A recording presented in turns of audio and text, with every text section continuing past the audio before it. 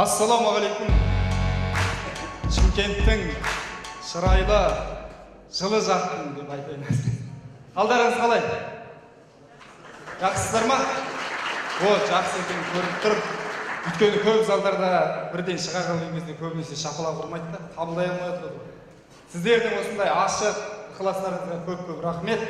Біз командамызбен Қайрат ағамыз бастаған орталарыңызға келіп жеттік. Өзіміздің тәжірибемізбен, білімімізбен бөліссек деп.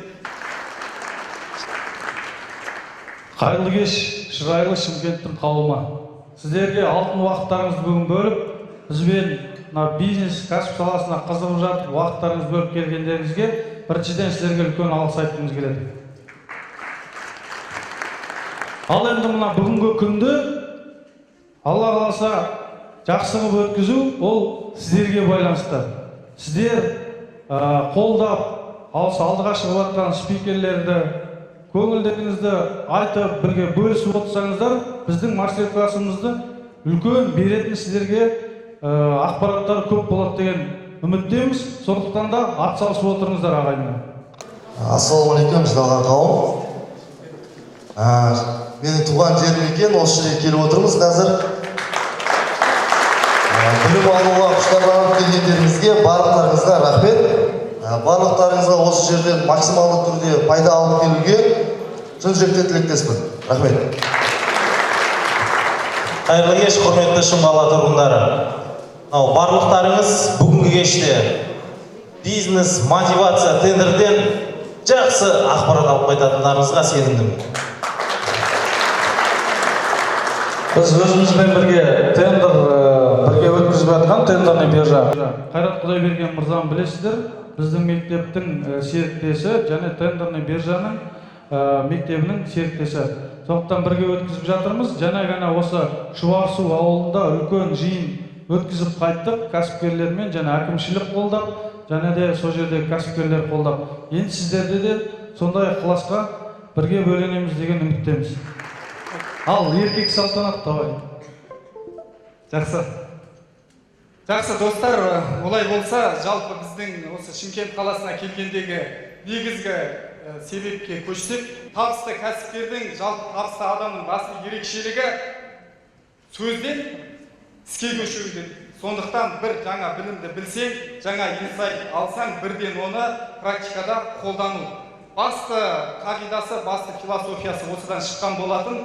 Жалпы осы проектінің, осы жобаның негізгі жетекшісі Қайрат Құдайберген мырза. Қайрат аға туралы білмейтін адамдар қол көтеріңіздерші. Білмейтін. Тауыққа шашқан қардай аз екенді. Барлықтарыңыз білесіздер, елге танымал кәсіпкер, жалпы ол кісіні көп таныстырудың да көп қажеті жоқ шығар деп ойлаймын. Жақсы. Араларыңызда кәсіппен айналысып жатқан азаматтар қол көтеріңіздерші.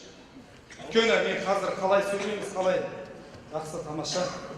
Енді кәсіппен айналысысы келіп жүрген адамдар ойланып, бірдеме жасау керек еді.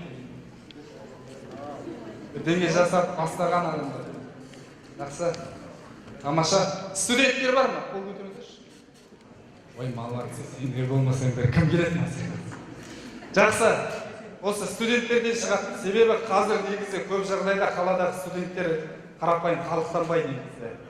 Бұл жерден стипендиясын санамағанда жалпы қазіргі жастар заманауи құралды жақсы игеріп, былай айтқан кезде орта шағын кәсіпте өздерінің табыстарын тауып жүрген жайы бар. Келесі көріп тұрғандарыңыздай Талғат Сақан мырза, бұл да осы Кифо бизнес скулдың негізін қалаушылардың бірі, 18 жыл кәсіп саласында жүрген, сонау Семейдің тумасы. Сол Семей қаласынан бастап өзінің былай айтқанда пәтерлер желісі бар. Қазір Алматы қаласында Арай деген автокөлік желілері бар. Одан кейін Қазақ спиннерс деген бір жоба жасағанбыз. Оюлы спиннер көргендеріңіз бар ма? Елдің бәрі көрген шығар, мақтан жүрсе көрмейсіз. Сол спиннерді жасау барысында жалпы экспоның қарсаңында біз шетелге шығардық. Сол оюлы спиннер арқылы біз қазақтың мәдениетін, өркениетін өзге елге танытуға тырыстық. Көптеген адамдар экспоға кіре алмай жүрген кезде біз сол қазақтың қошқар мүйіз оюының бір парасатының соның бір қасиетімен экспо басталып кетсе де біз экспо көрмесіне кіргізіп, сол өнімімізді ұсына алдық. яғни ол туралы бұқаралық ақпарат құралдары жазды біз туралы, оған да көп алғысымызды білдіреміз. Бүгін де осы телеарнадан, газет журналдардан келіп отқан аға әпкелерімізге алдын ала рахмет айтқым келіп отыр. Келесі Досан Қаумен деген мырза. Араларыңызда болашақ бағдарламасымен шетелге оқып келген сондай азаматтар бар ма? Немесе оқып жатқан бар да? Жақсы ғой да болашақта оқып келген.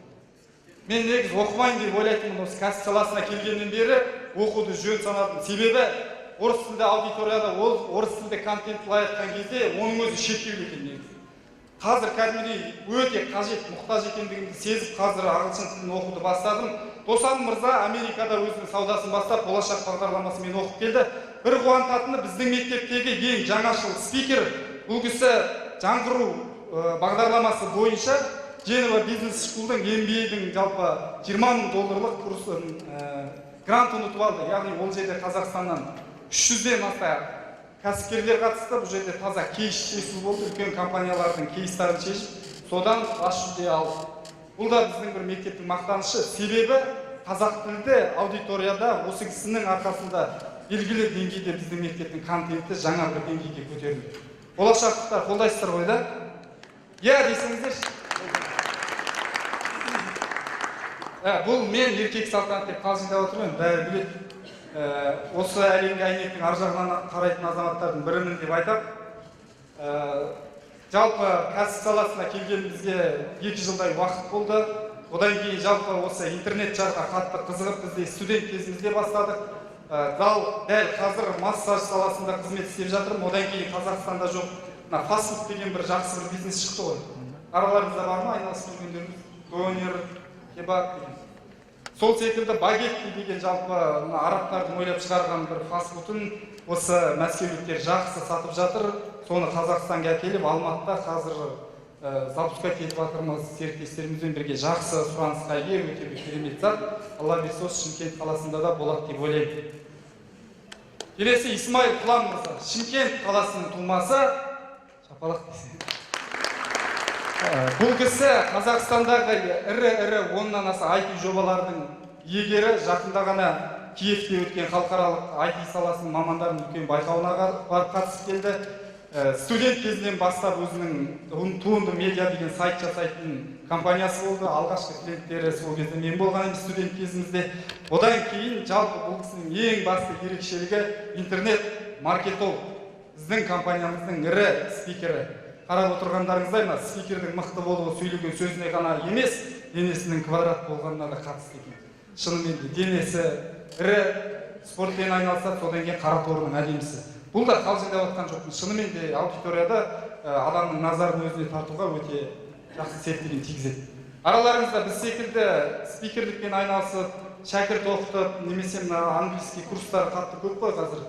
Сондай салада ұстаздық етіп жүрген адамдар бар ма? Қолдарыңызды көтеріңіздерші.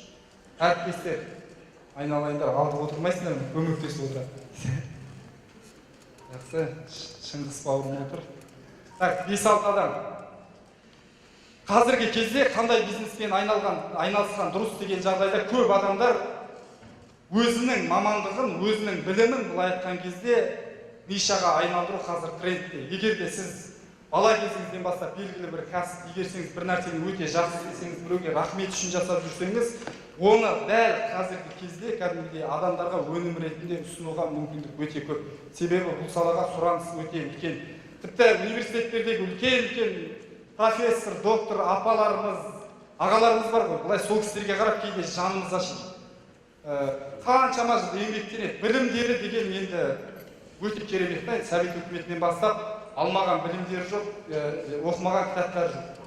Енді ол кісілерге неге жанымыз ашиды? Қазіргі жастар біздер дәл солар секілді біз түбіне жетіп оқи аламыз ба? Оқимыз, бірақ көбіне көп сол кісілердің сол білімі, айтқанда қазақтың марғасқалары, үлкен жазушылар, үлкен ғалымдар бір ойда жүрген менің проекті жоба, қазақтың жасы университеттердегі профессорлардың, ол кісілер интернетте, компьютерді дұрыс білмейді, бірақ білімі бар. Психологтардың білімін кәдімгідей үлкен бір онлайн платформа жасап, елімізге ғана емес, егер де өзге тілге шығаратын болса, сұраныс өте үлкен болатын еді. Кім айналыссын? жеке кеңес беруге дайын. Келсеңіздер ғой да, сондай ұстаздар бар ғой. Өте мықты, қазір сиреп бара жатыр. Көп сөзбайын, жетістік деген біз жобаны бастадық. Бүгін Шұбарсу деген керемет ауылдарымыз бар екен. Қазақстандағы ең халқы көп ауыл деп айтты сол бізге. Тіркелгені 30 мың халық деп айтты. Тіркелмеген қоса 50 мыңға барып болады дейді. Сонда бір 20 мың адам ары бері сауда жасап, кәсіппен айналысып жүруді ғой деген ой келді маған. Осы ауылдан неге біз бастағымыз келді? Себебі бағана көріп отқандарыңыздай Жанерке деген қарындасымыз сол ауылдың тумасы. Біз сол ауылдың тумасы, сол ауылда қарындасымызды көргеннен бастап, Қайрат аға өзі мұрындық болды, Талғат ағалар бар Жанеркенің барлық емін, тұратын жерін мойнына алып, Алматы қаласында емдетіп жатырмыз. Сол жасаған қарекетімізді ары қарай жалғастырайық деп біз осы ауылдан бастауды жөн көрдік. Бұл жобаның ерекшелігі неде? Қазір мұқият болыңыздар, соны таныстырайын. Бұл жоба қайырымдылыққа арналған жоба. Яғни қалтасында былай айтқан кезде кәсіп жасап қаржысы бар азаматтар, кәсіпкерлер бірігіп, өзінің туған жеріндегі былай айтқанда кем-кетік ағайындарға немесе өзінің ауылында бір мұқтаж болып жатқан дүниені бірігіп, синергия дейді ғой, бірігіп соның орнын толықтырса дейді. Яғни біз кәсіпкерлердің басын біріктіруді мақсат етіп қойдық. Бағана көріп отырсыздар, Жақсылық Үшкемпіров ағамыздың 5000 кәсіпкер 5000 ауылға барса, ол 5000 ауылды көтерсе нұр үстіне нұр болатын еді деген сөздің бәрін естідіңіздер ғой да? Сол кісінің ақ батасын алып, біз аттанып осы Шымкентке келіп отырған жайымыз бар. Олай болса, сол кісінің ақ батасымен алған бір қысқаша бейнероликті көруге рұқсат етіңіздер.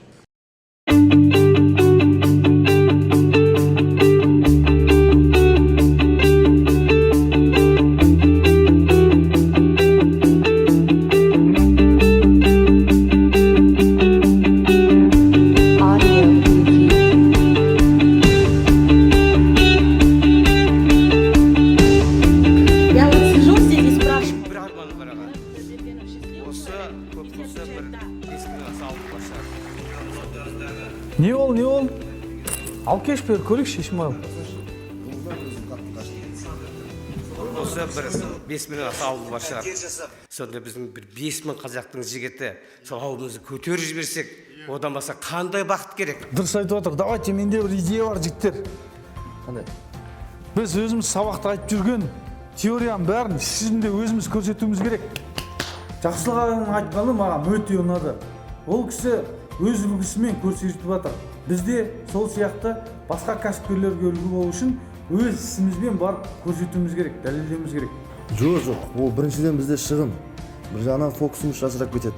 Біз айтып қана қоймауымыз керек, іспен де көрсетуіміз керек осының барлығын. Иә, дұрыс айтасыз. Келсем, осылай істейік. Өте табылған екен. Давай.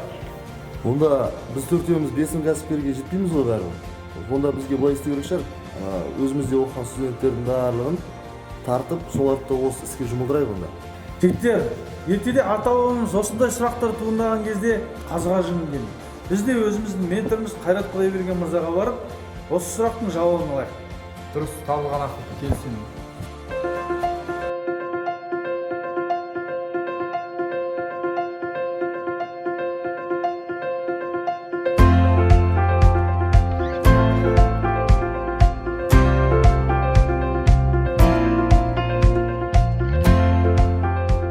Осы туған жер біздің кәсіпкерлерге арналған бағдарлама болған соң біз Q4 Business School осы бағдарламаны алға басып жетістік жобасын жіберейік. Осы жетістік жобасы арқылы біз ауылдағы бизнесті әбден дамытайық. Осы бұл біздің ең басты мақсатымыз болсын. Жақсылық Үшкемпіров ағамыз айтқандай, осы ауылдан 5000 адам шықса, нұр үстіне нұр болады, және де өз елімізді көтерер деп ойлаймыз. Сол себептен сендер ағамызға барып, батасын алып, осы бастауды әбден бірге бастайық. Қандай көмек керек, мен толығымен көмектесем. Жігіттер, бастамау оңай емес, бірақ та мен сендерге сенемін. Алға.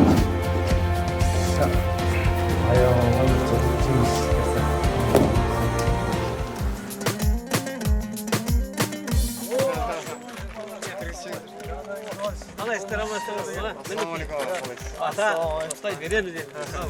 Жетістік.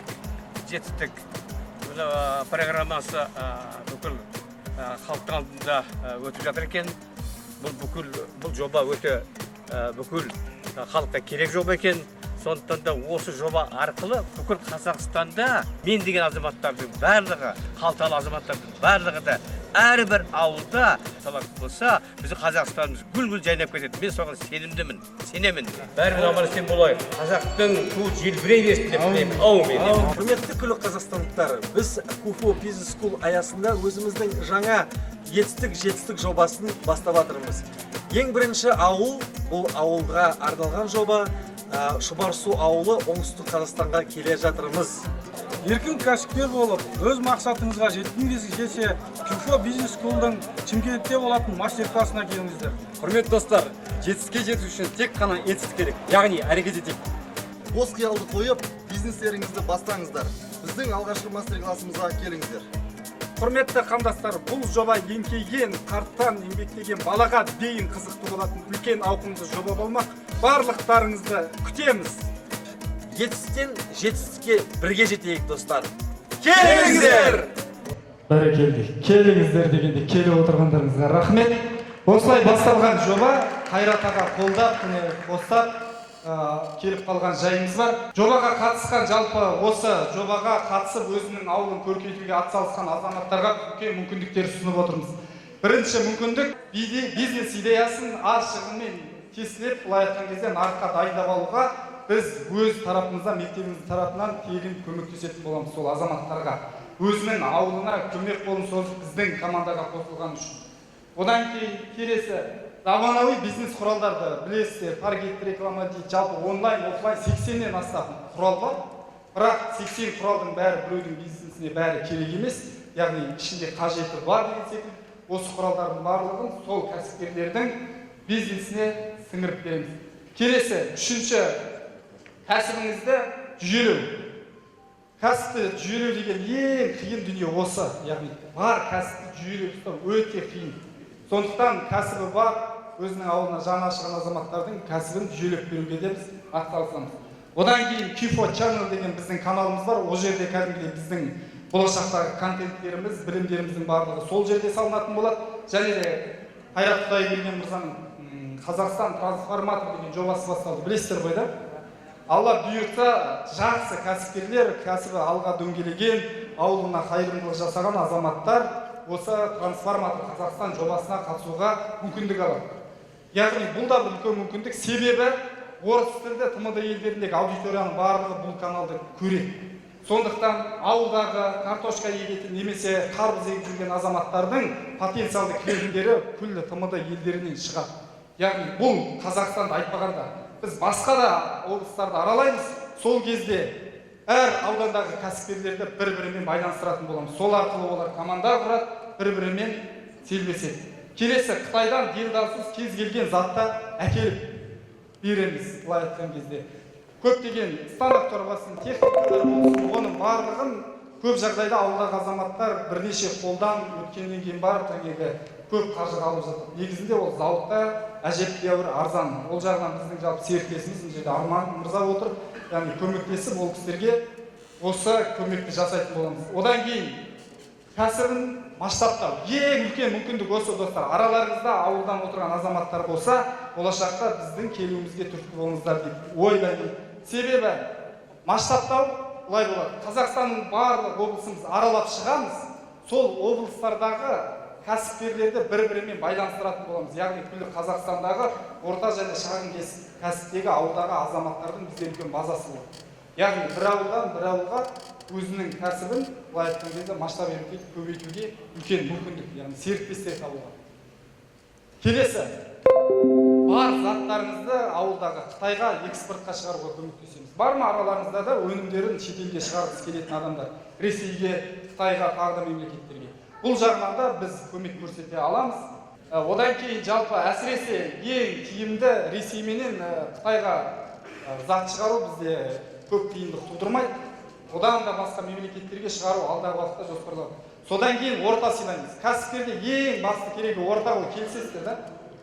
Орта, ең бастысы орта. Қазір сол туралы тоқталып айтамын мастер-класс барысында. Одан кейін жетінші, біз инвестиция тартуға және серіктес команда құруға көмектесеміз. Яғни үлкен орта қалыптасқаннан кейін сол ортадан керекті инвесторларыңызды, серіктестеріңізді ауылдағы азаматтар таба алады. Мүмкін ғой. Яғни мектепте оқып жүрген бір курстарға қатысқан адамдардың өз бір-бірімен серіктесіп желбесіп жатыр.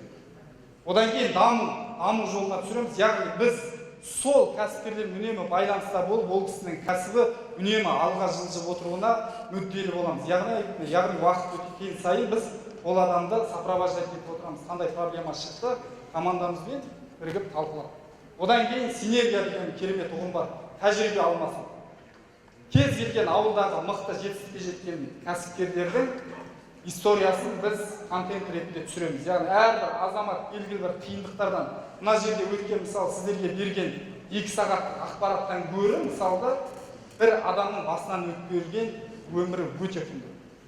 Ол қалай құлады, қандай қиындықтармен келді, кәсіпкер бол өте қиын, кәсіпкерде білесіздер ғой.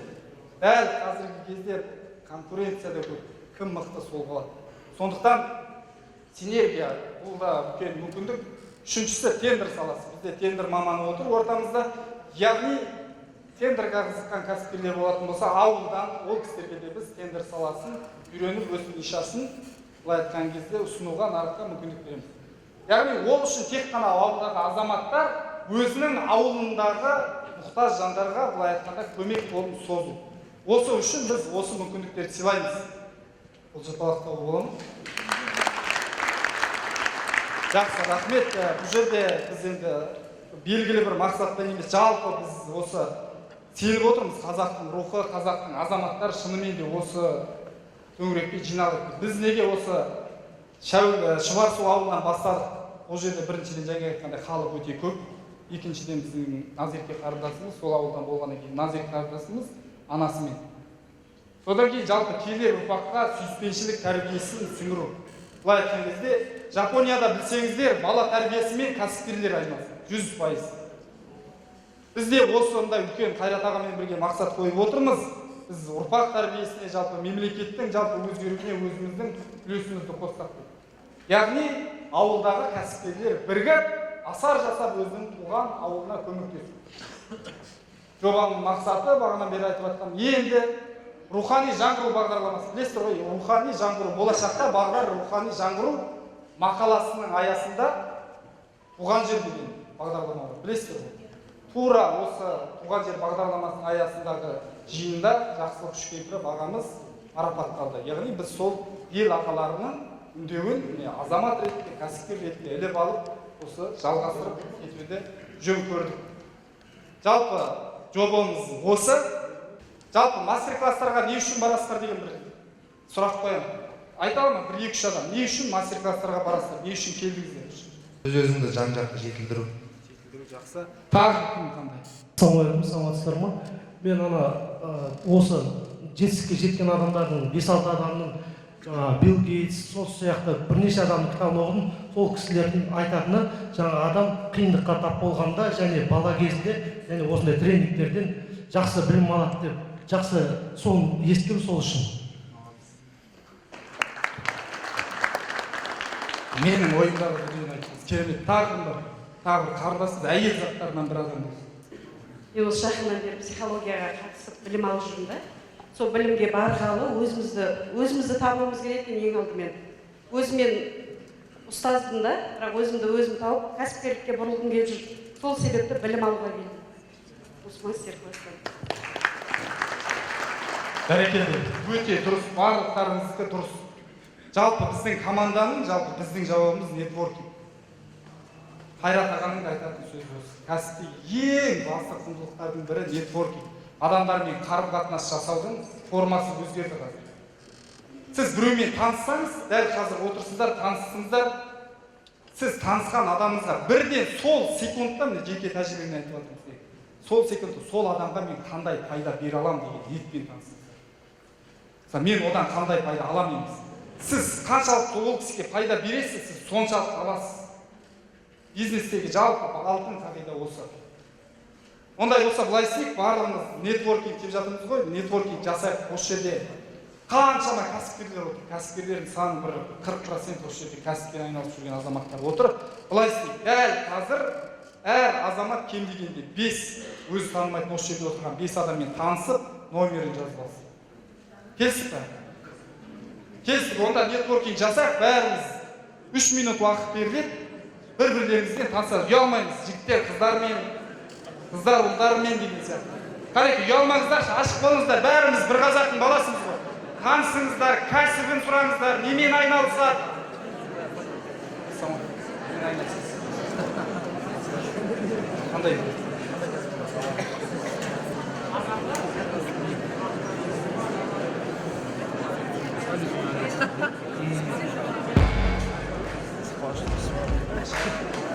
Танысып алыңыз. Тұрып, орындарыңыздан тұрсаңыздар да болады. Қанеке, қанеке.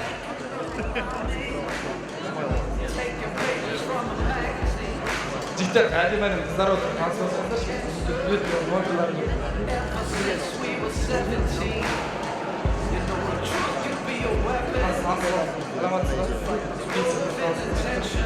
Салта, немен айналысасыз?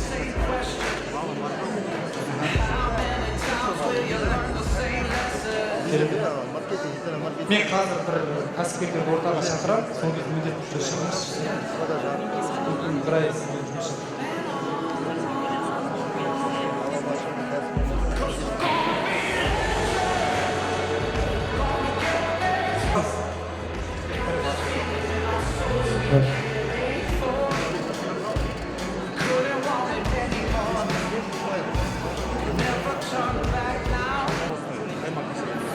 Бес адаммен жарым минутта отырдыңыз. Мастер-класс барысында достар, үлкен сіздерге сыйлықтарымыз, үлкен жеңілдіктер, үлкен Молодец, танысқанға. мына жақта міне тендер саласына қызығатын адамдар болса, Данияр мырзаға келіп номер жазсаңыздар болады. Ал енді давайте отырайық. Кім 5 адаммен танысты қазір? Үлкен мүмкіншілік бұл. Осы жерде өйткені сіздерде араларыңызда кәсіпті ойлап келген адамдар отыр. Сондықтан бір-бірлеріңізбен таныссаңыздар, мүмкін серіктес болып кетесіздер. Мүмкін инвестор тауып аларсыздар. Кешіңіз, сіз просто уақыт аз беріп қойдыңыздар, тағы 5 минут бергенде бәрі бір сөндіреді. Дұрыс па? Уақыт жетпей қалды. Онда арасында қазір 5-3 Жоқ, осыдан кейін таныссаңыздар болады, Алла қаласа. Мына жерде қалып ала бұйыртса, тағы да танысып, фотоға түсіп, бәріне көрсе, главный бұл жерде терлеп-тепшіп, соңына дейін қалуға тырысу керек. Өте керемет. Себебі бұл жерде негізгі біздің бөлісетін тағы бір керемет инсайтымыз сүйетін іспен айналысу. Бұл тек қана бір қарапайым дүние сияқты да айтыла салған. Бірақ кәсіпті бастағаннан кейін уақыт өте келе өте адамға қиын. Бірінші жағдай болады. Бір жағдай өмірде ақша бар, сол кәсіпке деген махаббат минус. Бұл жағдайда қаншалықты адам шыдай алады? Қараңыздар, ақша келіп тұр, бірақ махаббат жоқ. Бұл жағдайда ол кәсіпті сен қаншалықты махаббатың болсын сүйсін, күйсін, қазіргі нарықта оны ешқашан көтермейді. Өз басынан өткен, сондықтан қазір сүймейтін ісіңізді жасап жүрсіз, бірақ ол табыс әкеліп жатқан жоқ. Онда тезірек сізге айналысып жүрген дүниеңізді, нишаңызды ауыстыруға кеңес беремін. Себебі мынандай нәрсе бар. Көп адам шатастырады. Табандылық пенен қырсықтық деген екі нәрсе бар. Түсініп тұрсыздар ма? Біреу ойлайды, көптеген мотивациялық кітаптарды оқып алады, айтады, Брайан Трейси айтқан құлама, жығылма, берілме деп айтты дейді да, болмайтын істі былай айтқан кезде соңына дейін қажайып ең соңында отбасы, туған туыс, өз кәсіп бастағанда бестіріп туған туыспен араласу, достар деген алыстап кетеді ғой. Сондай жағдай болды. Ол жеке жалпы басымыздан өтті. Екінші жағдай бар. Ақша минус, махаббат плюс. Бұл жағдай да бар. Бұндай да бар. Ақша бар, бірақ махаббат жоқ. Сондай адам бар ма араларыңызда? Табыс тауып жатыр, бірақ ұнамайды жұмыста, қажып, шаршап жүрген адам. Бар ғой да? Бір жыл уақыттарыңыз көп жағдайда. Бұл да қазіргі нарықта, яғни бәсекеге төтеп беру үшін сіздерде міндетті түрде ақша да плюс, махаббат та плюс болу керек. Яғни осындай жұмысты табуға бар күш жігерлеріңізді салуларыңыз керек. Бұл жалпы өзіміздің тәжірибемізде басымыздан өткен дүниелердің бірі. Екінші мынандай дүние бар, достар. Кіріске шек қойма деген. Кіріске шек қойма. Бұл жерде мынандай түсінік пайда болады. Кәсіп жасап жүрген адамдар да бар, жасамай жүрген адамдар, әркімнің өзінің таба алатын деңгейі болады, ақша табады. 500 мың теңге жалпы жобамен табыс тауып жүрген адамдар қол көтеріңіздерші. Миллион. Жақсы, керемет. Енді қараңыздар. Кіріске шек қойма дегенде мынандай дүние. Әр адамның басында, әр адамның өзінің бойында көтере алатын сол жағдайдағы сумасы бар. Мен сіздерге айтайын, 500 мың теңге тауып жүрген азаматтар дәл қазір орталарыңызда отырған. Сіздер қорта алатын қазіргі ақша сол. Сіздің қолыңызға қазір 500 мың емес, 5 миллион теңгені қазір мен сізге берейін. Мен сізге гарантия беремін, сол суманы былай айтқан кезде 99% ол адам басқара алмайды. Кімнің басынан? Басқара алмайды, яғни ол ақшаны желге шашады. Кейде мынандай жағдай болады. 100 мың теңге тауып жүрген адамның қолына 1 миллион теңге бердің ба, кешке кетіп тұрады түсіндірейік, мен оны жоғалтып алдым. Түсіндіңіздер ме? Бұған ол адамның былай айтқан кезде ішкі қуаты, жалпы болмысы, бұл табиғат заңдылығы. Әлі дайын емес, былай айтқан кезде лайықты емес деген сөз. Не үшін мынандай сөз айтылған? Кедейге миллион теңге берсең, қайтадан кедей болады. Миллион жасап жүрген адам барлық ақшасын алып, миллион теңге берсең, ол қайтадан миллионер болады. Жалпы философия, кәсіп жасап жүргендеріңізге жасамай, кәсіпті жасамастан бұрын сіз сол жасайтын ақшаңызды басқара алатын деңгейге көтеріліп алу. Яғни қараңыздар. Осы бастағы кірісті қалай көтереміз? Енді сұрақ туындайды. Енді мен кәсіп жасамай, мен осы басындағы кірісті мен қалай көтеремін? Мынандай жағдай. Ең бірінші достар, орта. Өмірде адамның айналасында 7 шеңбер болады, мен мастер-класстарымда айтамын. Сіздер қазір 6-шы шеңбердесіз. 6-шы шеңбердегі адам бір-біріне серіктес, команда, дос. Енді қараңыздар. Орта. Осы арада отырғандарыңыздың кез келгендеріңіздің дәл қазіргі жағдайда қанша табыс таба алатындарыңызды айтып бере аламын. Бұны мен де ойлап тапқан жоқпын. Менің студент кезімде миымда жарылыс жасаған осы нәрсе бар. Сіздер былай істейсіздер. Жазып отырсаңыздар нұр үстіне нұр болады. Қайрат ағам айтпақшы. Күнделікті өздеріңіз араласып жүрген, күнде шай ішіп жүрген 10 досыңызды аты жөнін жазасыз. Күнде сіз онымен араласасыз, ойыңызды бөлісесіз, бір нәрселерді талқылайсыз. 10 адамның атын жазасыздар. Сол 10 адамның қасына айлық табысын жазасыздар. 10 адамның айлық табысын жазасыздар. Енді сол 10 адамның табысын қосып 10-ға бөлесіздер. Сол кезде сіздің өмір сүріп жатқан ортаңыздағы ақша табудағы өзіңіздің жағдайыңыз шығар.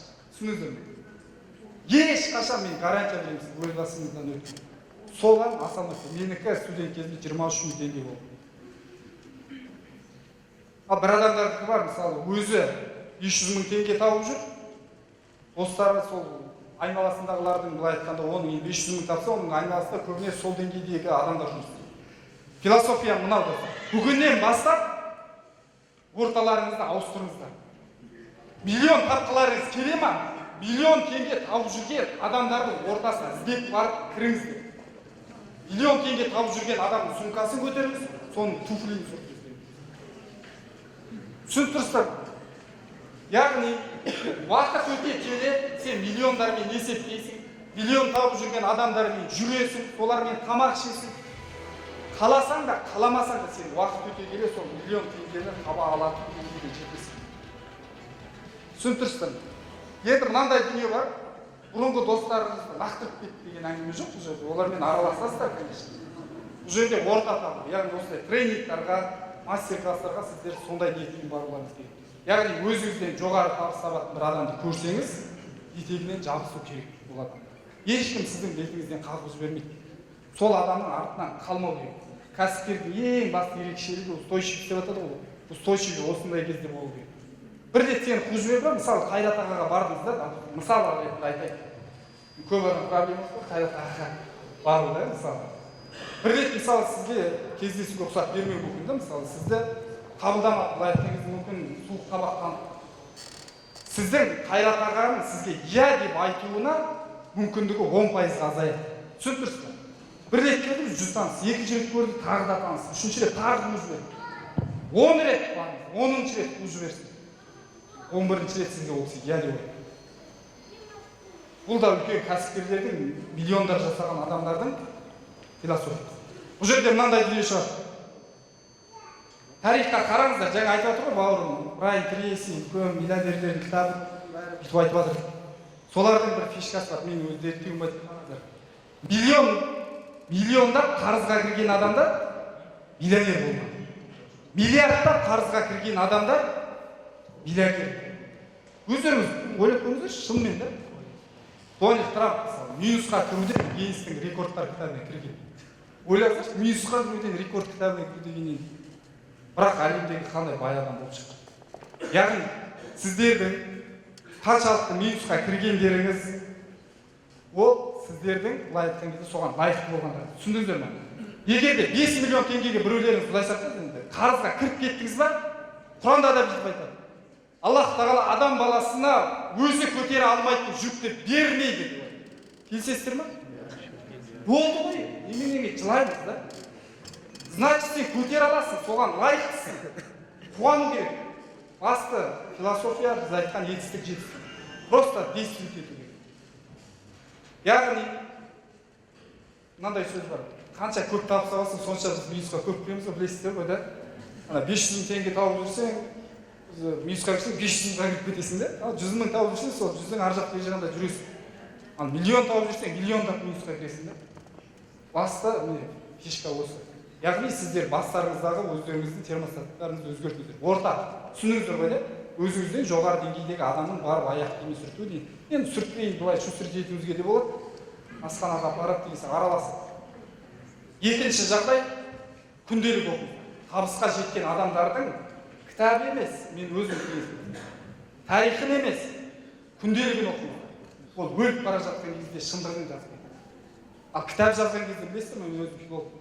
Көп жағдайда қанша жерден кәсіпкер болсын, ол кітапты әдемі жазу үшін эмоция қосады, өз істемеген нәрселер кіргізеді сіздерге. Ал ол өліп бара жатқан кезде оған енді терапия ничего дейді ғой, айтқан кезде өліп бара жатыр, артынан мұра қалдырып кетеді. Қашан шындығын жазады. Ол шынымен миллионер ме емес па?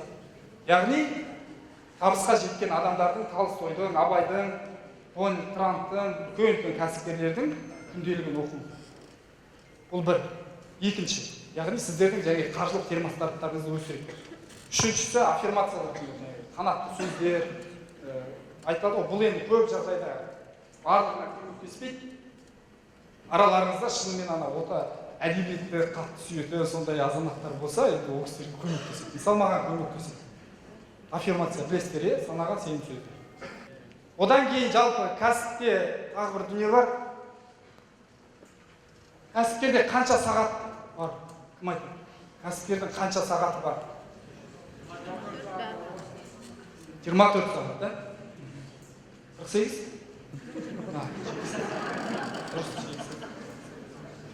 Так, кім айтады?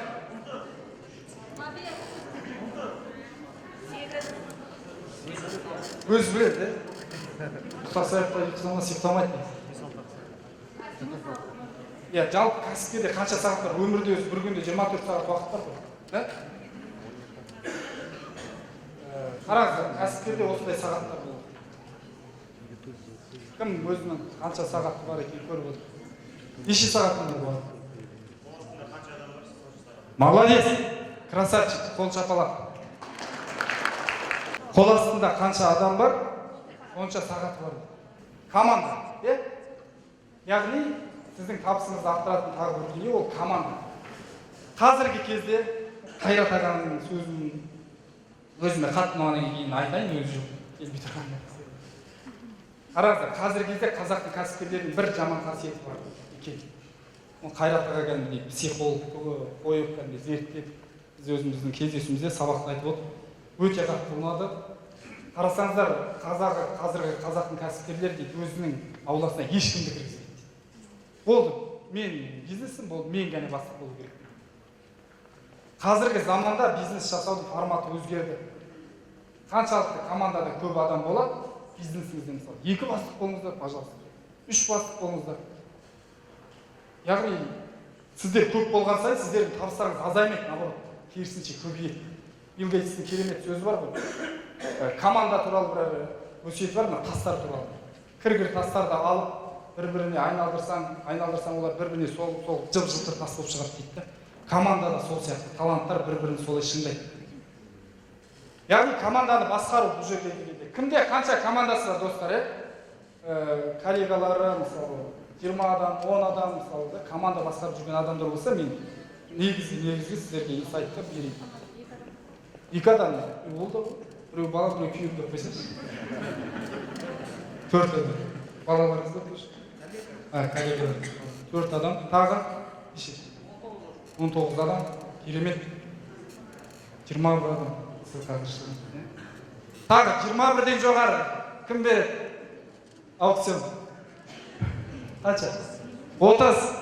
Кім бар? 50 адам басқарып жатқан. 30 да? Неше? 50 адам. О, вообще молодец. 30. Бар ма 100 адам басқарып? 50 бір дейсің ба өзі? Жақсы, 50 адам.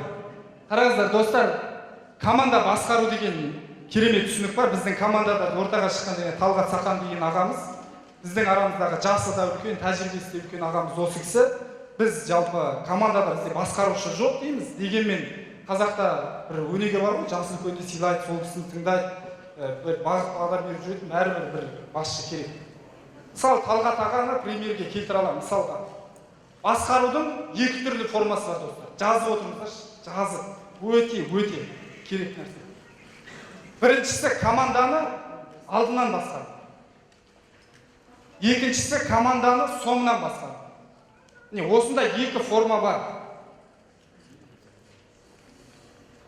Алдынан соңынан. Енді мен қазір айтып отырам, инсайттарыңызды түртіп отырыңыздар, де? Қазақта бір жақсы сөз бар, түртіп отыру деген. Енді бірінші тоқталайық. Команданы алдынан басқаратын адамдар туралы. Кім командасын алдынан басқарады? Яғни түсініп отырсыздар ғой, философия былай. Алдынан басқаратын адамдар көбінесе біздің енді ренжіп қалмаңыздар, мына жерде ағалар болса ренжіп қалмаңыздар. Мына совет үкіметінен келе жатқан ағаларымыз көбінесе сол системамен басқарады. Яғни ақ дегені алғыс, қара дегені қарғыс адамдар.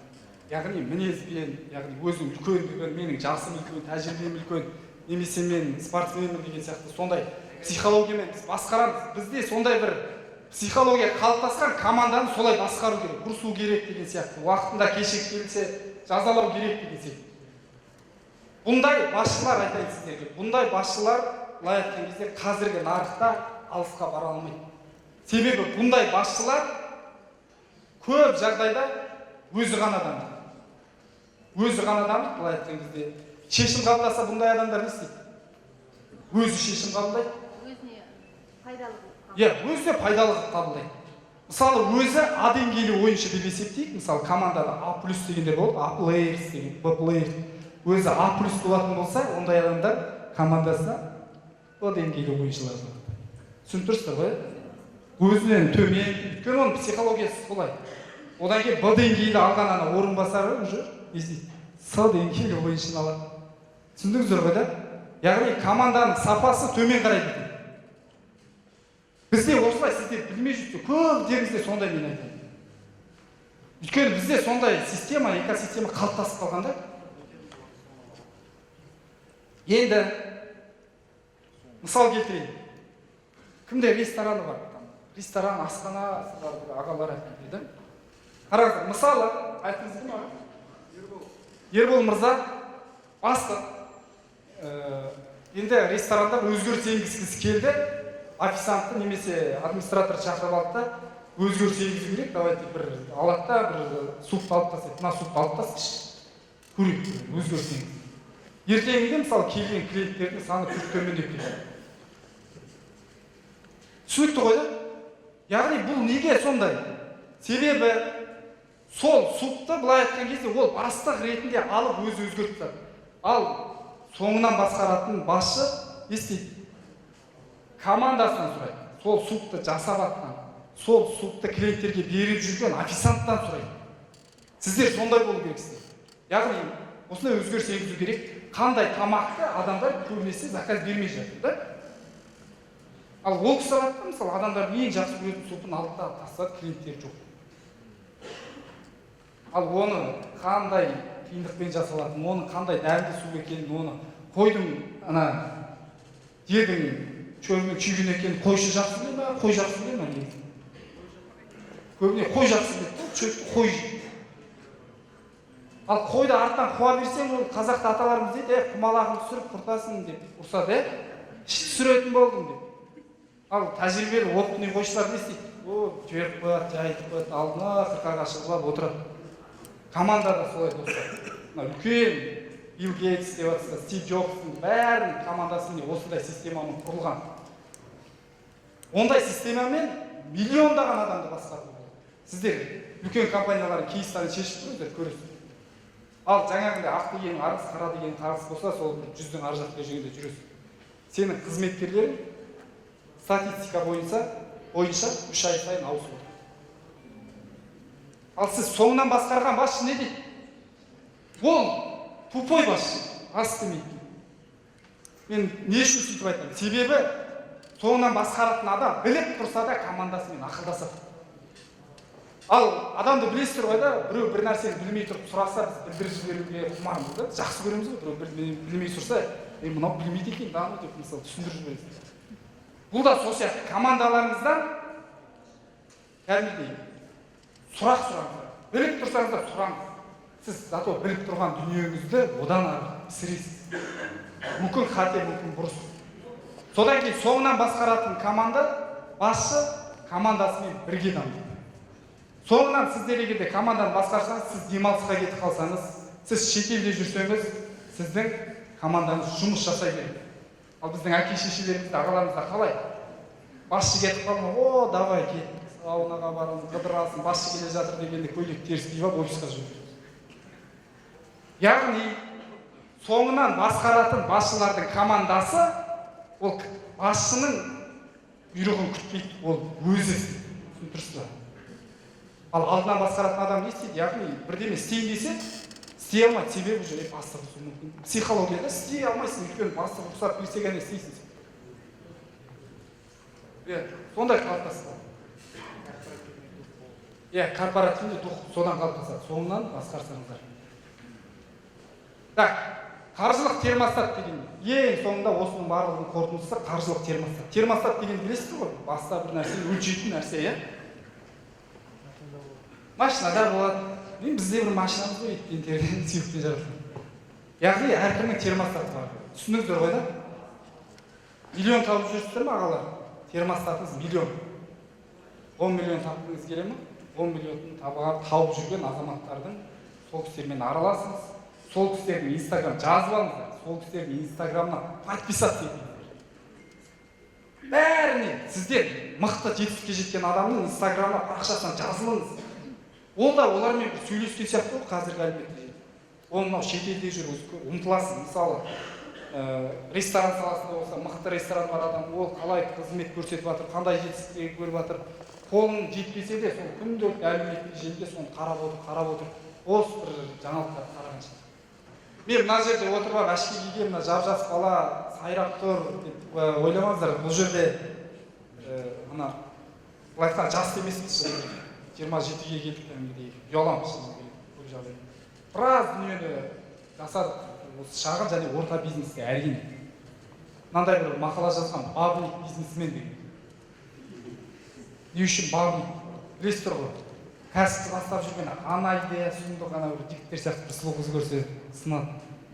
ой мынадан миллион жасаймын болды анау жасайсың соңында не анау жоқ не мынау жоқ сөйтіп бабник бизнесмен сол сияқты көптеген кәсіпкерді жасап жаңағы саудада болсын қызмет түрінде болсын өндірісте болсын бәрін жасап бар ғой араларыңызда бабниктер жетеді да рас ол бәріміз сондаймыз ғой көп жағдайда сол жақсы содан тәжірибе келеді яғни менің көп осы салада осы дүниеде айтып жүретін инсайттарымның негізі осы бабник болғанымыздың арқасы деп ойлаймын былай істейік онда достар жаңа сіздердегі уақыт жетіспей қалды деді қазір тендердан кейін бұйыртса ортаға біз кәсіпкерлерді шығарып арасынан алла бұйыртса массивасын соңына дейін 5 адамды таңдап аламыз оған Талғат аға екеуміз кәдімгідей жеке менторлық жасаймыз 1 ай бойы кәдімгідей сіздердің ішкен жеген тамақтарыңыздан бастап деп айтайын сіздердің қастарыңызда болып көмек жасайтын боламыз былай істейік дәл қазір танысуға бағана уақыт жетіспей қалып деп жатсыздар ғой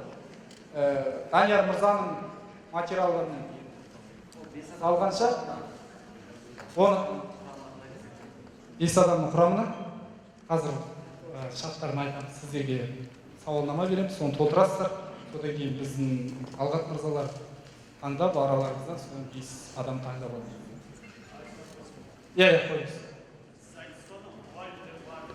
иә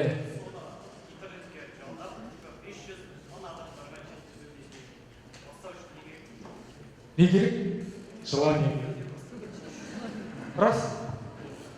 Содан кейін команда керек. Жасың нешеде? 17-те ма? Молодец. Жастық максимализм. Жастық максимализм деген бар білесіздер да? 17 жасында қазір мен байқап жүрмін. 17 жасында, 16 жасында кәдімгідей бизнес жасағысы ұмтылып жатқан. Ол керемет ертең сен басқа емес, біздің жасымызға ағалардың жасына жеткен кезде жаңағы онлайн курсымызда бәрі шығатын болсын берді. Ең бастысы осы салада, мысалы мен сияқты мына жерде тұрған ағаларым сияқты тәжірибелі кәдімгідей. Мынандай инсайт бар достар, бір нәрсені бастағыңыз келеді, идеяға жанып тұрсыз ба? Бірден жасау керек. Енді оны жасау үшін сізге білім керек та, тренингтерге барасыз, кітап оқисыз, олай емес. Бірінші соны жасаған адамдарды тауып алыңыз. Сол адамдармен жолығыңыз. Төте жолы осы тез бастап кетеді. Сізде идея бар, ал ол кісіде тәжірибе. Сөйтіп бірігіңіз, ақшаны ойламаңыз, идеяны ойлаңыз.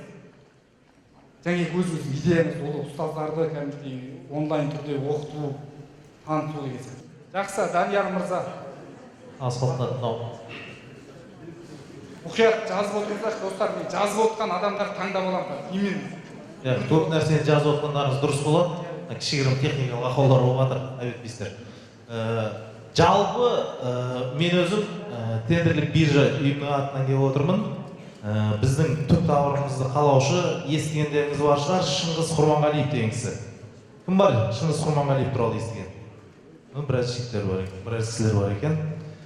Жалпы енді өзім таныстыра кетейін. Менің аты жөнім Данияр Қонысбек. Осы Шымкент қаласының тумасымын. Жалпы өзім туралы айтып кетсем, осы тендер саласында жүргеніме 10 жылдан аса уақыт болды. Тендер деген не екенін кім біледі өзі? Қолдарыңыз көтеріңіздерші, тендер деген не екенін кім біледі? Айланысқандар бар ма арасында? Так, кім қанша айланысты? Жарты жыл айланысқандар бар ма? 1 жыл. Так, санаулы. 1,5 жыл. 2 жыл. 5 жыл. Түсінікті. Негізі тендер дегеніміз, ол әр қайсымыздың басымыздан өткен нәрсе, бұл сатып алу, сату деген. Бірақ қазіргі заманда бұл электрондық күйде өтеді бұл порталда. Бұлай тендер жайында білетін кісілер көбісі білетіні өзі жалпы 3 портал бар, көбісі біледі. Бірақ бұдан да басқа тағы да 20-дан астам порталдар бар. Осы айланып жүрген кісілер болса, олар көбісіне 3 порталды білетін болады. Ол мемлекеттік портал, мемлекеттік тарапынан жарияланатын тауарлар. Тауарлар, жұмыстар, қызметтер. Бұдан басқа самұрық қазынаның ұлттық компаниялардың жариялайтын тендерлері бар. Бұл жерде ұлттық компания жариялайды. Тендер СК деген портал, сайт. Бұдан басқа Нью-Реестр Надлог деген бар. Жер қойнаумен айналысатын компаниялар. Бұны енді көбісіне мәлім, көбісі біле береді, өйткені қатысып жүрген адамдар болса осы саламен. Бұдан басқа тағы да 20-дан астам порталдар бар. Ол Meetwork деген бар, MPKZ, Казконтракт, Назарбаев мектебі деген бар, Зерде, Алина деген жеке порталдар. Осындай NRC, Теңіз Шевройл, айтып отырмын, айта берсең, бәрі 20-дан астам портал бар. Осы сатып алуларын жариялайды. Мемлекет тарапынан бұрында тікелей сатып ала беруші еді, қазір бәрін міндеттеп қойып, электронды күйде портал арқылы өзінің сауда саттықтарын жүргізіп отырсын деп. Негізі бұл әр адамның өзінің саласы бар да, құрал сайман дейді. Мысалы, бухгалтердіктің жәндегі есеп жағынан бұл өзінің бір құрал сайманы. Кәсіпкерлік бір құрал сайман. Тендер дегенде бір құрал сайман. Бұны басынан аяғына дейін алып жүрсеңіздер болады. Көмекші құрал сайман ретінде өздеріңізге алып жүрсеңіздер болады. Біздің тендерлік биржа осы күнге дейін қаншама оқушыларды шығарып жатыр. Сол жерде жетістікке жетіп жатқандар бар. Мынау презентациядан көрсетейін десем, техникалық ақаулар болып жатыр да арасында. Негізі тендерде биыл мысалы жалпы 23 миллиард ақша мемлекет тарапынан. Ал мынау самұрық қазына жақтан биыл тауарларға, бәсекелестік ортаға 300 миллиард ақша бөлініп жатыр. Тауарды сатып алуға. Сол осының барлығын тиімді пайдаланып қалуға болады да. Әр адамның өзінің мүмкіндігі бар. Осы құрал сайманды қалай пайдаланып, қалай қолданарын білсең, өз табысыңды, өз мүмкіншілігіңді бір жерден үзіп алуға болады. Енді жалпы біздің осы тендерлік биржаның тарапынан өзінің әдістері бар, ойлап шығарылған. Бұл Шыңғысхан 1 деген әдіс, Шыңғысхан 2 деген әдісіміз бар. Самұрық қазына порталындағы көлеңкелеп атқылау деген өзіміздің әдістеріміз бар. Біз күнделікті отырып, жаңадан бір әдістерді, жолдарын тауып, неғып отырамыз. Тендерге қатысып жүргендерден сұрайын, мысалға, көрдіңіздер ма тендерлерде бюджеттен мүлдем өлтіріп түсіріп тастайтын бағаларды? От соны біз жасаймыз, көбісін. Тендерді өлтіріп тастаймыз да біз өткен. Бұны біз жәндегі Шыңғысхан 1 әдісімен жасаймыз. Біз бұл жерде айта кетейін, бірақ компаниямыз қара тізімге кірген компания болу керек та. Біз алды артымызға қарамай 1000-2000 заявкаға дейін, өтінімге дейін жібере береміз да, қатысып барлық тендерларға. Бұлай жалпылап келген кезде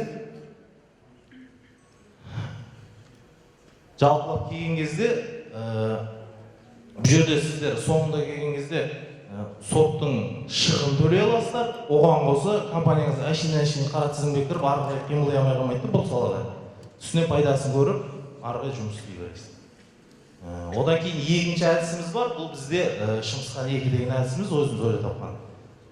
Әр бюджеттен 15% құлаймызды барлығынан сол бір темппен кіріп алып кете береміз.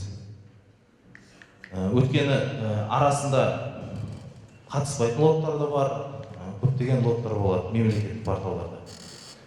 Одан кейін көлеңкелеп кіру деген әдісіміз бар самұрық қазынада. Көбінесе пайдаланатынымыз. Бұл жерде біз осы болып жатқан жылдағы қойылған тауарлардың, тапсырыс берушілерге қойылған тауарлардың зауыттарын биылғы жылға сақтап, келесі жылы сол тарау арқылы соған өзіне шығу. Бұдан да басқа тағы әдістеріміз бар, оны бәріміз айта берсек, оған көптеу уақыттар кетеді. Бізде қазір біз осы мына 4-ші 5-ші потокта кісілер болып неше түрлі оқушылар келіп жатады да бізге. Үлкен кісілер болсын. Бұл негізі тендер деген құрал сайман жаста шектік жоқ та, мектепте оқитын бала болсын, үлкен кісілер болсын, үйінде отырған, барлық үйде отырып айланса береді. Бізде мына 9-шы сынып оқитын қызы бар, алдымызда потокта бітіріп кеткен. Соғыс келіп, 2 аптаның ішінде 600 мың теңге пайдасын көріп, сөйтіп жетістіктерге жетіп жатты. Одан басқа Зәмзагүл деген әпкеміз бар еді арасында. Ол кісі де мына роликтерін көрсетейінші, кішкене техникалық жолмен не алмай жатыр. Сол кісілеріміз әндегі қатысып, осы сабақты алып отырып, 3,5 миллионға тендер өтті, оның таза пайдасы 1,5 миллион болды. Ол кісі де осы қатысып, оқып отқанның кезінде де уақытысында. Көп сұрақ қояды, біз қазір кеп не ақсақ, бір нәрсеге жетеміз ба деп. Айтамыз, оқып отқан потоктар бар, осында жетістіктерге жетіп жатыр. Оған қоса біз өз тарапымыздан инвестиция жасаймыз. Сол жерде жеңіп алған договорларыңызды көріп, экономикасын есептеп, инвестиция жасаймыз. Бір жылда 20 миллиард теңгеге дейін инвестиция жасаламыз біз. Көп деген шеттегі басқалар да бар. Біздің компания келіп жатады, инвестиция сұрайды, болмаса білім алғысы келеді. Басқа да сұрақтармен келіп жатады консультацияға. Біреулер үйінде отырып айланысып жатады. Біреулер жұмыс істеп жүр, жұмыстан кейін айланысып жатады. Енді айтып өттім ғой, бұл қосымша жұмыс ретінде де кете береді, жалпы жұмыс ретінде де кете береді. Әдістемелер көп. Тендер болғаннан кейін біреулер кіріп бастаймыз дейді, инвестиция жағынан қиналып қалады. Кіріп қатысам, кейін не істеймін дейді. Қаражат табу қиын көбінесе. Сол біз осы жақтарында ойластырып, қазір инвестиция жасай бастадық, айланысып жатқан кісілерге. Q4 бизнес мектебінде интеграция. Неге?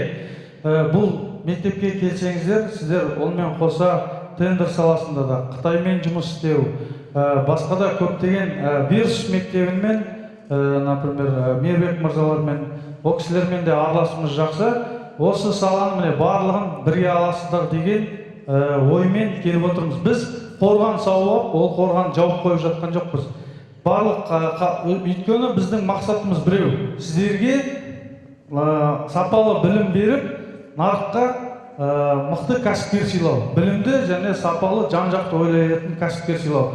Сол мақсатымыз бір болғандықтан біз басқа да мектептермен қарым-қатынас орнатып, сіздерге барынша тендер саласы бойынша Қытаймен сауда болсын, жаңағы өзіңді тап, Versus академиясы мысалы, осы салалардың барлық жетекшілермен араласып, осындай контент бергіміз келіп жатыр болашақта.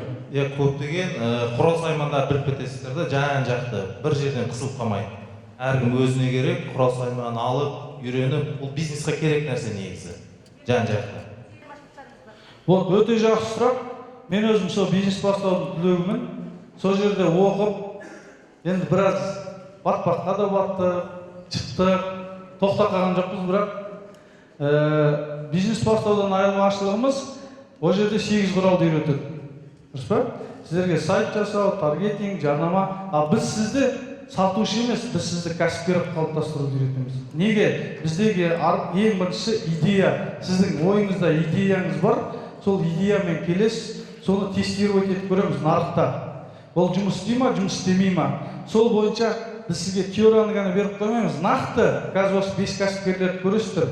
Нақты сізге соны қадамдарын жасау мақсатында заданиялар береміз. Сіз соны орындау арқылы сол идеяңыз іске аса ма, аспай ма, соны тестировать етіп көресіз. Оған қоса сол идеяңыз егер іске асатын болса, команда құру, оған инвестиция тарту. Мысалы, инвестордың алдында қалай өзіңізді питчинг жасап, жаңағы таныстыру. Содан бізде ерекшелігіміз тағы да бірінші күннен бастап, сіз келген кезден бастап, біз сізде тұрыс қойып, сіз сөйлестіріп, жаңағы сұрап, каждый адамды талқылаймыз. Неге? Өйткені қазір мысалы ұялып көптеріңіз даже ортаға шығуға да қорқасыздар, иә? Сондықтан ол ең бірінші күннен бастап кәсіпкер қалыптасу керек. Ол келді, кәсіпкерлердің ортасына түсті, ол өзінің ойын айта алатын адам болу керек, өзін өзі сата алатын адам болу керек. Ал бізде келіп алды, ананы істейсің, мынаны істейсің, мынаны істейсің деп айтып, болды деп жіберіп қоя бермейміз. Оны теория практикаға ұштастырамыз. Түсіндіңіздер ме? Бәріміз іштен бүйтіп қысылып қалғанбыз да, сол жан-жақты ашылып, бір-біріне жақындап, көп информация алып, және айтып жатсыздар ғой, бір-бірімізден танысуға келіп не алып деген сияқты. Соның бәрі адамда аша білу жағы да көрсетеді.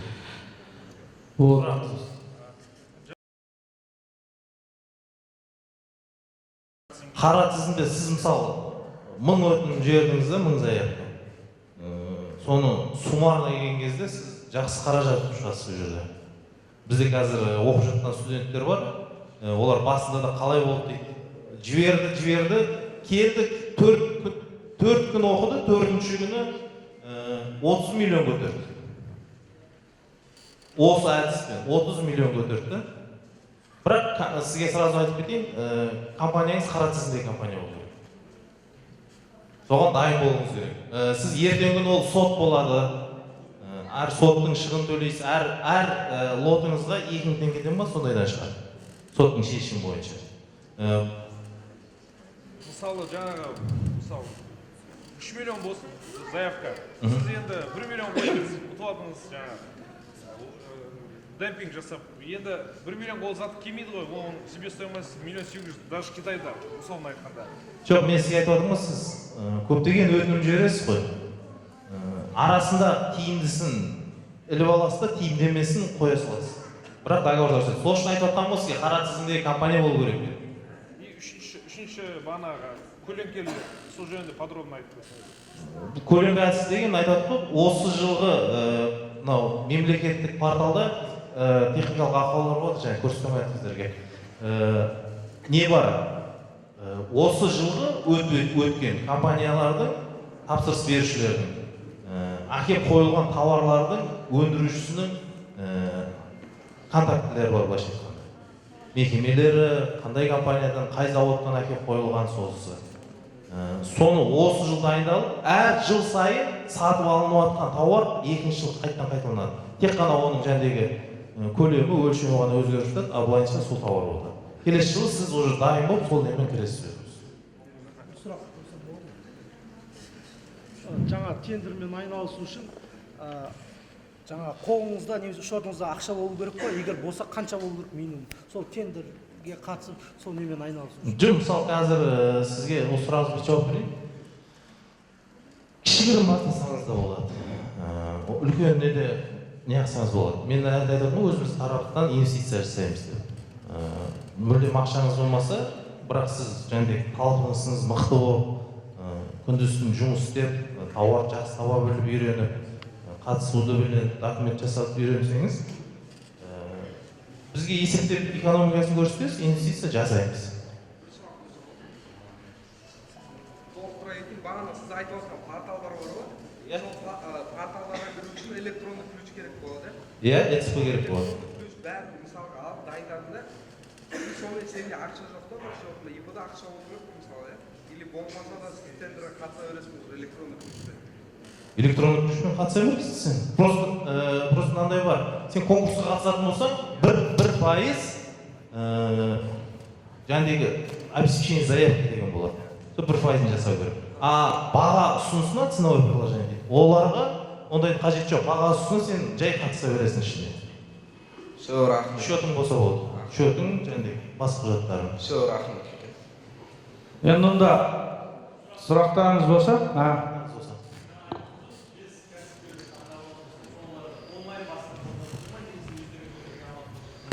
рахмет Данияр мырза, онда біз ағылықтай жалғастыра берейік.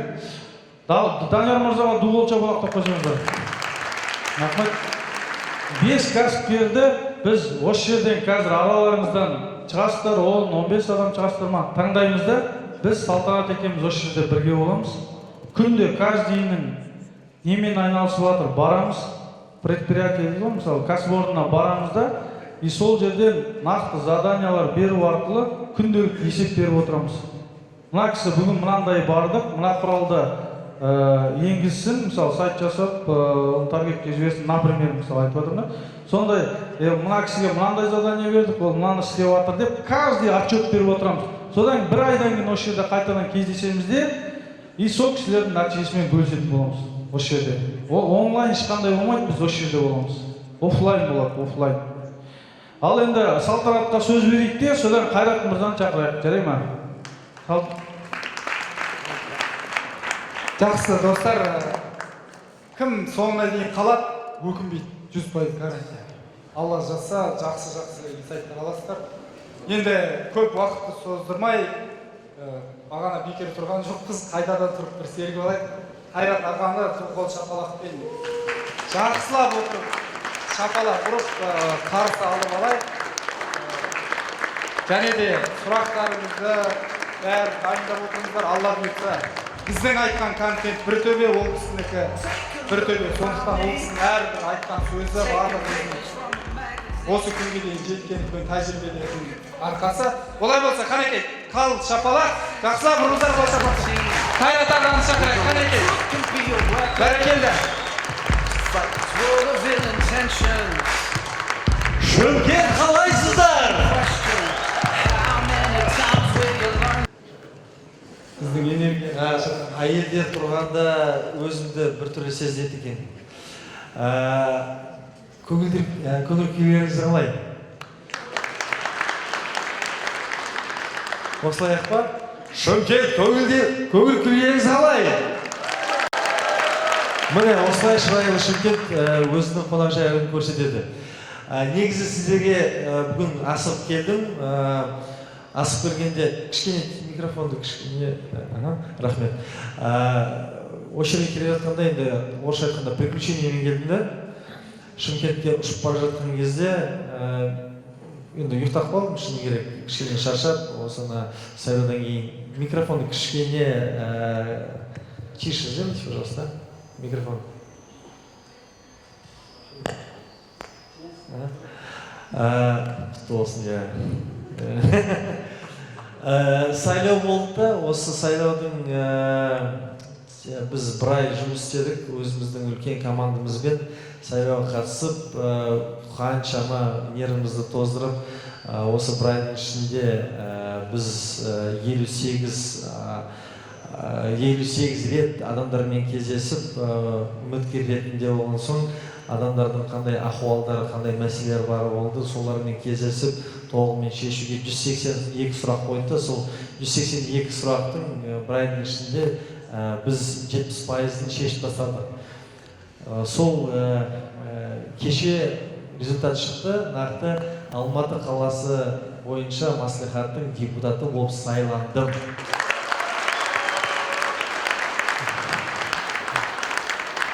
Рахмет. Көп сұрайды, сізге не үшін депутаттық қажет болды? Бұл саяси амбиция ма? Бұл сіздің бір саясатқа деген бірінші қадамыңыз ба деген сұрақ қояды. Мен айтамын, жоқ, бұл ешқандай бір амбиция жоқ. Көбісі соң кейін шатасады да, мәслихат депутатының енді функциясын, мәжіліс депутатының функциясымен ауыстырып жібереді. Мәслихатта біз жалақы алмаймыз. Бұл толығымен тек қана общественное начало дейді ғой, сол общественное начало ретінде болады. Ал мәжілісте, мысалы, депутаттар индемнитет, иммунитет бар. То есть толығымен мемлекеттік фондтан оларға жалақы төлейді, толығымен обеспечение болады. Ал мәслихат бұл тек қана адамдарға көмек ретінде, қоғамдық қайраткер ретінде қарастырады да, бұл жердегі енді ең бастысы бұл адамдардың ахуалды мәселелерін шешу. Мен бір өзіме қойған бір мақсатым бар да, сол мақсаттың бірі адамдарға көмектесіп өзінің пайдалы болу. Мен мәжіліске неге бармайсың дейді, мен айтамын, мәжіліске барғым келмейді. Себебі мәжілісте бизнеспен айналысуға болмайды. Ал мен өз бизнесімді жақсы көремін.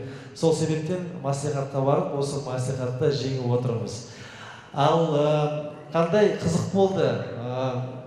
Енді бір айдың ішінде дұрыстап ұйықтай алмай, енді Шымкентке жаққа бара жатқанда самолеттің ішіне ұйықтап қалыппын. ұйықтасам бір сәтте енді самолеттің қонғаны маған сезілді, оралған соң жерге. Енді Шымкентке жеттім деп өз-өзіне отырсам, аэропорттың ішінде айтады: дорогие пассажиры, мы приземлились в городе Қызылорда дейді. Түсінбедім, қайда Қызылорда, мен вроде Шымкентке баратын самолетке отырдым деп ойлап отырдым да, түсінбедім. Енді есімді жинап отырмын да, ұйқыдан кейін девушка, какой еще Қызылорда деп айтып отырмын ғой, какая еще Қызылорда, мы же вроде в Шымкент летели. Вы простите, говорит, пока вы спали, говорит, нам объявили, что в Шымкенте туман, и нас направили в город Қызылорда. Мен уайымдап, мен адамдармен енді кездесуге уәде бердім ғой, қалай болмасқа деп, қайта звондап, әйтеуір сағат 11:30-да біз Қызылорда қаласынан ұшып кеттік та, Қызылорданың ішіндегі жігіттер маған айтады аэропортта: ой аға, қалыңыз, бізде Шымкенттегі сияқты қонақжай адамдарымыз, қазір гостиницасын істеп береміз, мастер-класс бізге оқи салсаңызшы дейді. Мен айтамын оларға, мен жақсы болды. Мен Қызылорданың енді жігіттер, қыздары қандай кейіпкер екенін білемін, бірақ та шырайлы, өзінің сүйікті қалам Шымкентте аттануым керек, себебі ол жерде де адамдар күтіп отыр. Қаншама адам қазір жиналып отырсыздар, сіздерге сол үшін мыңда бір рахмет келіп отырғандарыңызға. Ал жалпы осы 2018 жылдың жаңа тренд ретінде мен өзім үшін коллаборацияны таңдап отырмын, синергияны таңдап отырмын. Басқа адамдармен мысалы партнер ретінде қосылып, жаңа бизнестердің көзін ашу, бұл мен үшін 2018 жылдың жаңа тренді болып табылады. Енді осы жерге келіп отырған соң, негізгі бір мақсатпен келіп отырсыздар ғой, кәсіпкер болам, бизнеспен айналысам, или мына жерде көріп отырмын, костюмдардың мен галстук киіп алсам, шенеуніктер келіп отыр осы жерге. Келешекте осылай өзінің әкімшілік жұмысында қойып, или прокуратура жұмысында қойып, неге бизнеспен айналысады деп. Ол да дұрыс. Себебі адамдардың ойы, олардың келешектегі енді алға басуы әбден, бұл оның енді мысли материализуется дейді ғой, сол мысли материализуется деген терминмен өмір сүру ол дұрыс. Себебі мен ең бір үлкен қатем болған, мен өз-өзіме ешқашан сенбеппін. Кішкентай кезден біз шыны керек, өтірік алдамай, осындай сцена бар ғой, осы сценадай біз территорияда өзіміздің бір времянкада тұрғанбыз. Кәдімгідей сабаннан жасаған үй болды да, ыстық су жоқ, үйде пешпен, көмірмен пешті жағамыз, дәретханамыз далада, жол жоқ, свет қайта-қайта өшіре береді. Осындай енді осындай күйде біз енді өмір сүрдік. Бірақ та оған бір ешбір өкінбеймін, себебі енді біз 90-шы жылдағы көптеген адамдар солай өмір сүрді. Бірақ та енді менің атам айтады да, бір термині бар, күшті айтады осыны, ақырын километр шақырым дейді. Осылай ақырын километр шақырым деп ізбен басып, әйтеуір алға шығып, кәсіпкерлікпен айналысып, мемлекеттік ұйымдарда жұмыс істеп, банктарда да жұмыс істеп, әйтеуір осындай бизнесмен болып отырмын қазір. Бұның енді мыңда бір рахмет айтатын менің аналарым, ата-аналарым, ата-апам, әкем, әке-шешем, олар маған соншалықты қолдау жасап отырғанына, особенно менің анам. Сол анама мыңда бір рахмет.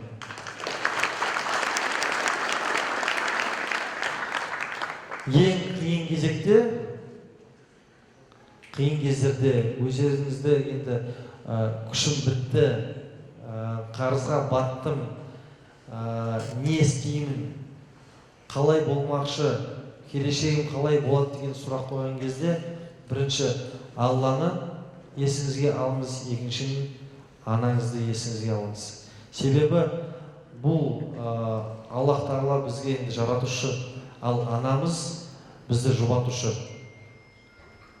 Әрдайым анамыздың ақ сүті бізге күш берген, анамыз әпештер бізді өсірген, өзінің енді 9 ай бойы жүрегінің астында сіздерді әлпештеп өзіңізге өмір берген адам, ол тек қана сіздерге жақсылық тілейді. Сүйікті аналарымыз денсаулықтары мықты болсын, әке-шешелеріміз мықты болсын, ата-апаларымыз мықты болсын. Себебі олар салтты дәстүрді қорғайтын біздің енді ең киелі адамдар сол болар шығар. Сол себептен ата-аналарымызға, ата-апаларымызға бір шабақтық қояды. Ал енді негізгі практикаға көшейік, бизнес туралы. Көптеген адамдар маған сұрақ қояды да, қалай адам бай қуатты адамға айналу болады, қалай бизнес, қандай бизнеспен айналысу керек, қандай сіздер маған өсиет бересіздер, қандай ахуалдар, өзіміздің бір ахуал мәселелерімізді қалай дұрыс шешу жолдары бар ма, брендті тастап кету дұрыс па, немесе брендті қайта-қайта жалғастыру дұрыс па деген осындай сұрақтар туындайды да, адамдар өздерін іздейді. Іздегені дұрыс. Себебі өз-өзін іздемейтін адам, ол өз-өзін жоғалтқан адаммен тең.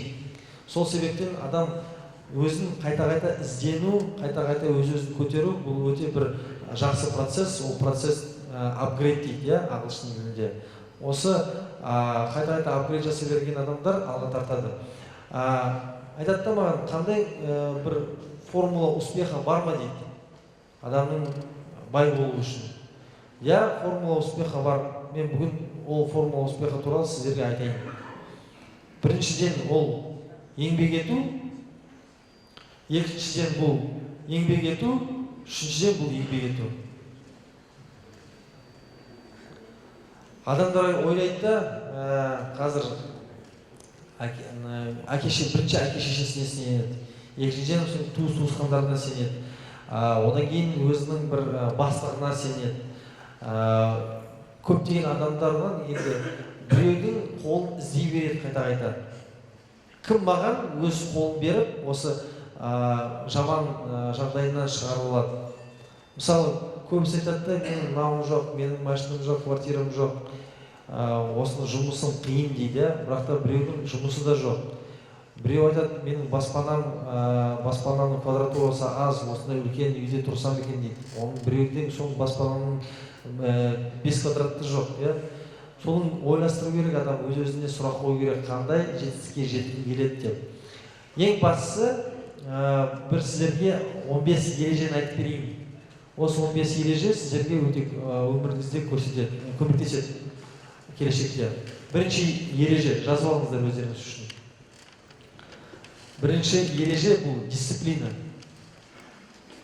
Адамдар біледі, мысалы, көптеген біз кітаптарды оқимыз да, кітаптарда жазылады, өзіңізді енді көтеру үшін біріншіден денсаулығыңызға қарау керексіз, екіншіден, мысалы, біреумен кездесемін десеңіз, ол қазақиымызды қойып, кездесуге нақты уақытта бару. Адамдарға бұл құрмет ретінде, құрмет көрсету ретінде болды. Бұл қайта-қайта сіздер, мысалы, бір адамдармен кездесемін деп кездесулерге қайта-қайта қалай берсеңіздер, енді адамдар, особенно бизнеспен айналысатын адамдар айнып қалады.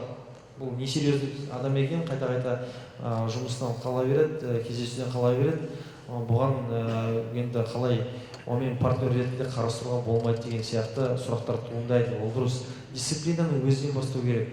Ең бастысы денсаулықты сақтау. Бұл бәріміз білеміз, таңертең тұрған соң суық сумен бетті жуып, душқа барып, душтан шыққан соң 250 граммдық сумен ішіп, мен мысалы ол суды балмен арастырып ішемін. Себебі ол адамның енді асқазанын тамақ жеуге дайындайды 15 минуттың ішінде.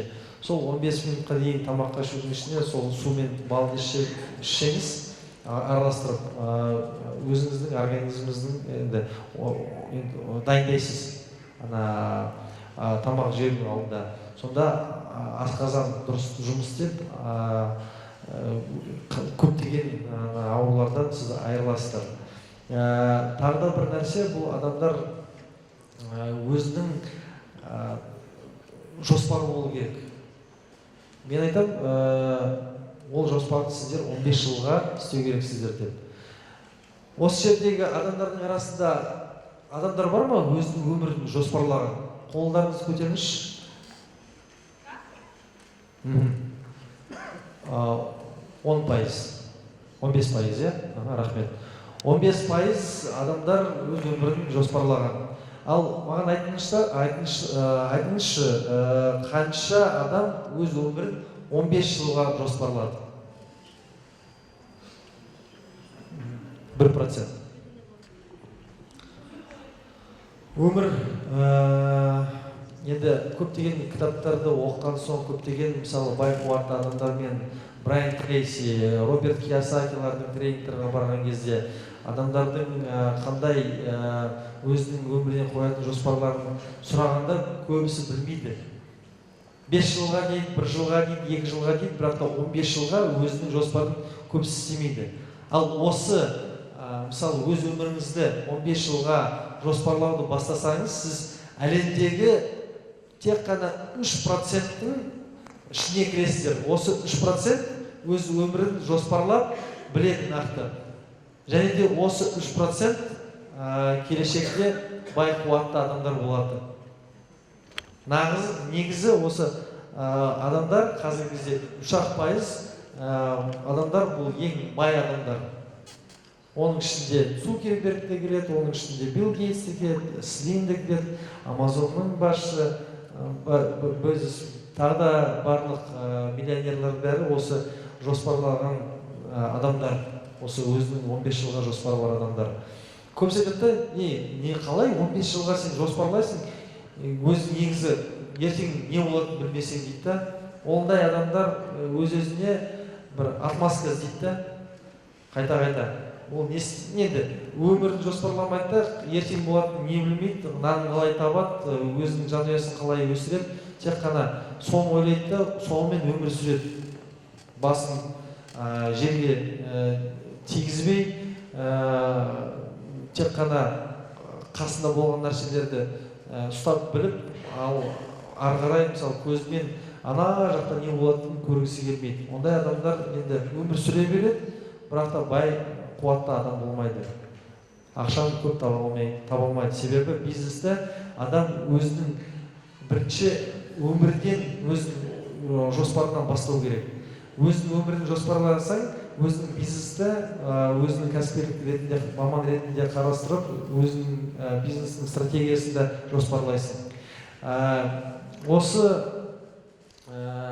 2 ай, 1 ай бұрын өзіме біз Қазақстан Республикасы бойынша Challenge Me деген проектті бастағанбыз. Осы проекті бойынша адамдар өзіне 10 мақсат қойып, сол 10 мақсатты 2 айдың ішінде жету керек.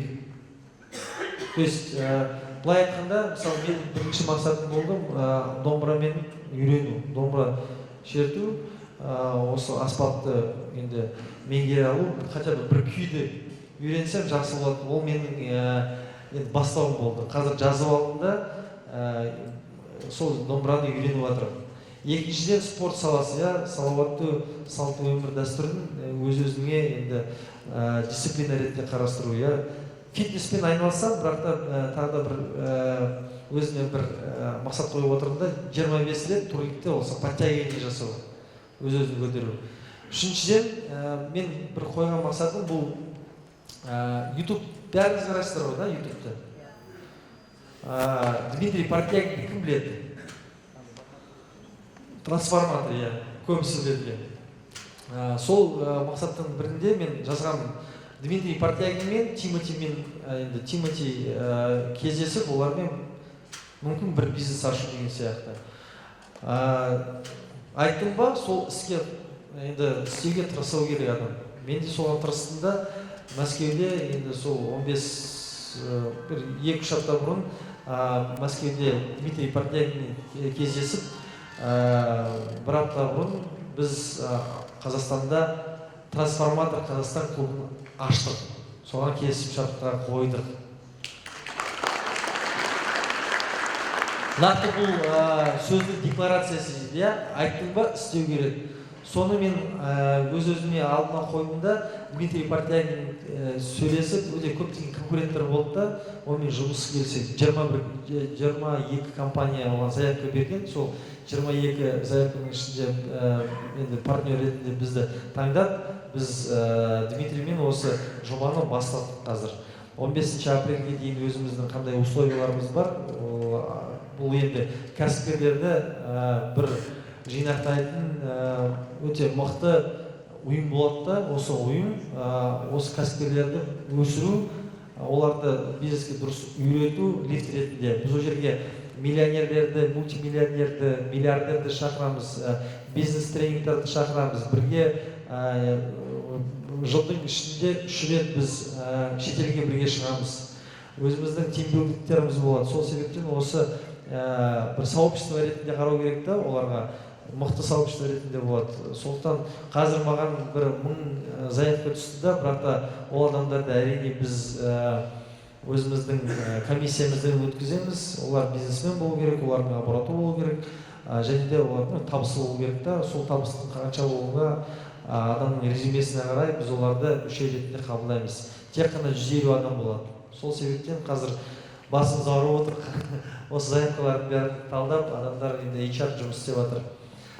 Тағы да бір мақсат алдына қойған, енді бұл амбициозный мақсат енді біз енді 9 пен 10 мақсат бұл Қазақстан Республикасының елбасымен кездесу және Дональд Трамппен кездесу. 29 наурызда 2 күннен кейін Алла қаласа мен Астанаға ұшам.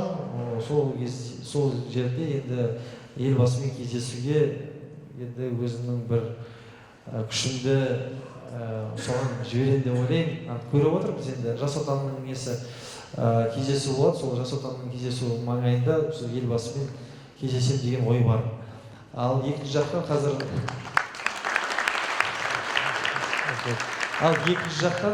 қазір енді біз Американың ақ ордасымен сөйлесіп жатырмыз, қалай Дональд Трамппен кездесуге болады деген осы нақты өзіме бір мақсатты қойып отырмын да, сол мақсатқа жетеді деп ойлаймын.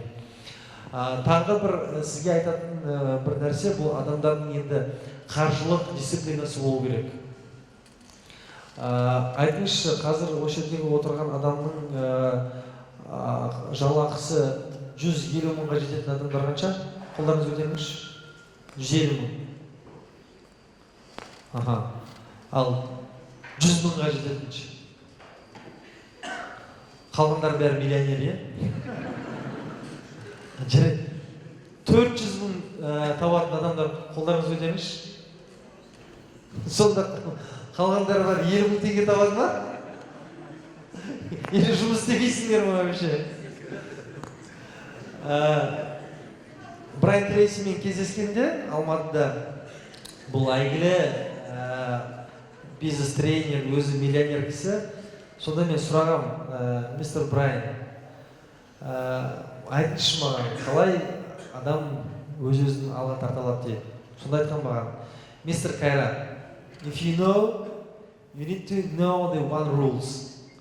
Just financial discipline. Бір ғана ең бір заңнама бар дейді да, ең біріншісі сіз соны істеу керексіз. Бұл қаржылық дисциплина болу керек. Адамдар, біз қазір жаңа iPhone шығарды ма, сентябрьда бәрін қойып, қарызға батып, кредитке несиені алып, сол iPhone алу керек болады бәрімізге. Или ана жерде бір новый стиралка шықты ма, біздің тәделеріміз барады да, Каспий банкқа барып, сол стиралканы алу керек. Содан кейін ана Каспий банктан звондайды, несиенің пайызын төлеңіздер деп.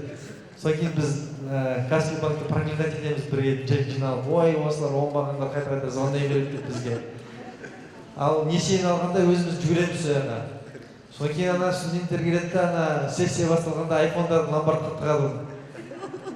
Оны мен білем, себебі ана бір өзінен енді бір бала келеді де, айтады маған, осы аға негізі ломбардтық бизнесте көптеген жылдарын көрсетіп баратырмын. маған өзімнің шефім осындай мен саған бір лауазымды беремін, директорға дейін көтеремін, өзінің жалақын көтеремін деп алдап кетті дейді маған. Осындай бір тетрадкамен келеді. И сол тетрадкада соншалықты ол тиянақты бір аналитика жасайтын адам екен. Барлық цифрларды сол тетрадкаға жазып кеткен өз қолымен. Я говорю, көке, Excel дегенді білесің бе деп. Аға білем, бірақ та осылай жазатын солай үйренгенмін дейді да. Менің 2 миллион теңгем бар, ломбард ашайықшы дейді. Я говорю, қанша? 2 миллион? Я говорю, бұл оборотқа жетеді ме десең, аға енді бастамасы солай менде бар деп.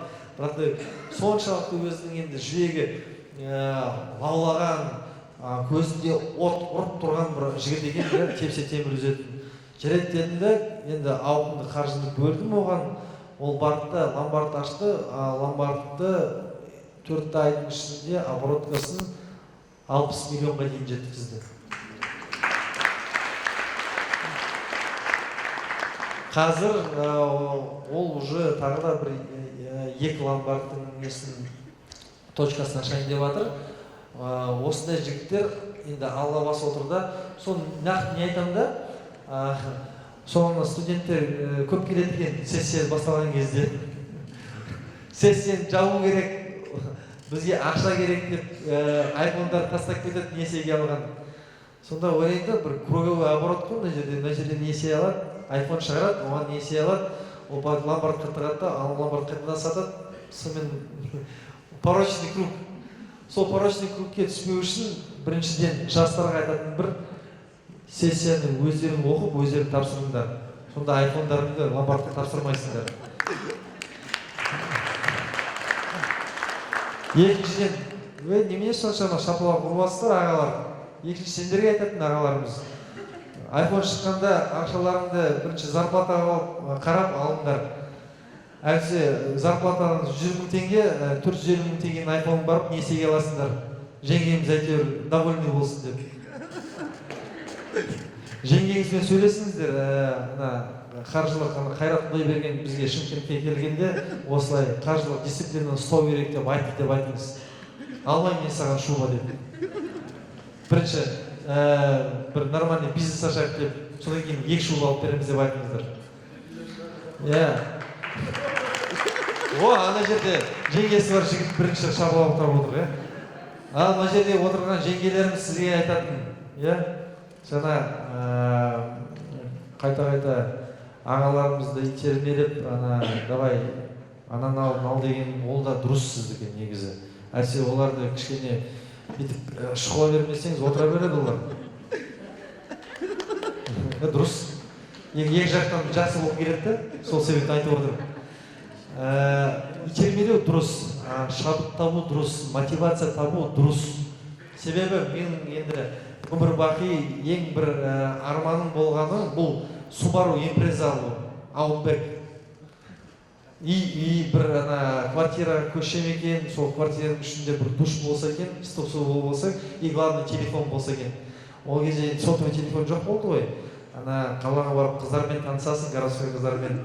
Үйге келесің, үйде телефон жоқ, қасымыздағы бір үй болған, Баба Галя деген. Сол Баба Галяның үйінен телефон шалу үшін, соның үйін тазалап, сыпырып, пол жуып, Баба Галя, можно деп ендесең? Давай, Қайрат, звони дейді ғой, сол малырасында сағат сайын қыздарға звондайсың, қалдарыңыз қалай деп. Баба Галя жоқ болса, тиынды тесіп, лескамен істейтінімізді сельсоветке барып, автоматқа болады. Осылай тегін звондайтынбыз. Сондай да уақыттар болған. Және мен бір қатем, ең басында айттық қой, армандамадым мен.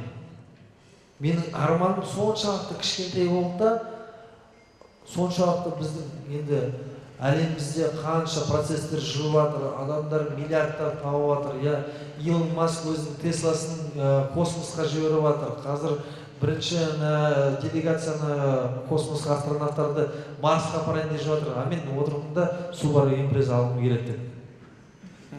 Сонда адамдардың шабыты болмайды, если біз армандамасамыз. Арманымыз биік болу керек, масштабты болу керек, осындай істеймін, мынаны істеймін деп, сол арман бізге шабыт сыйлайды, мотивация сыйлайды. Арманды біз одан кейін бір жүйелі цель дейді ғой, иә, сол мақсатқа айналдыруымыз керек, жететін мақсатқа айналдыруымыз керек.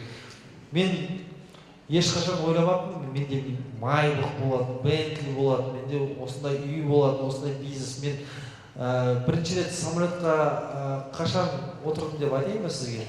Қанша жасымда? Бірінші рет мен самолетқа 21 жасында отырдым. 21 жасында бірінші рет мен аэропортқа бардым.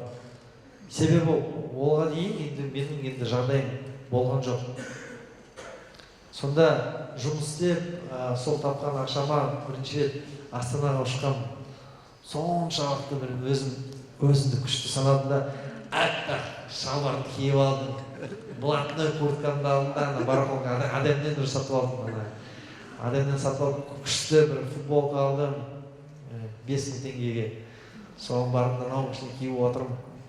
Енді ананда стюардессалар бар ғой, стюардесса келе жатыр да, вы кушать будете десем, мен айтамын да, меню есть деп қоямын.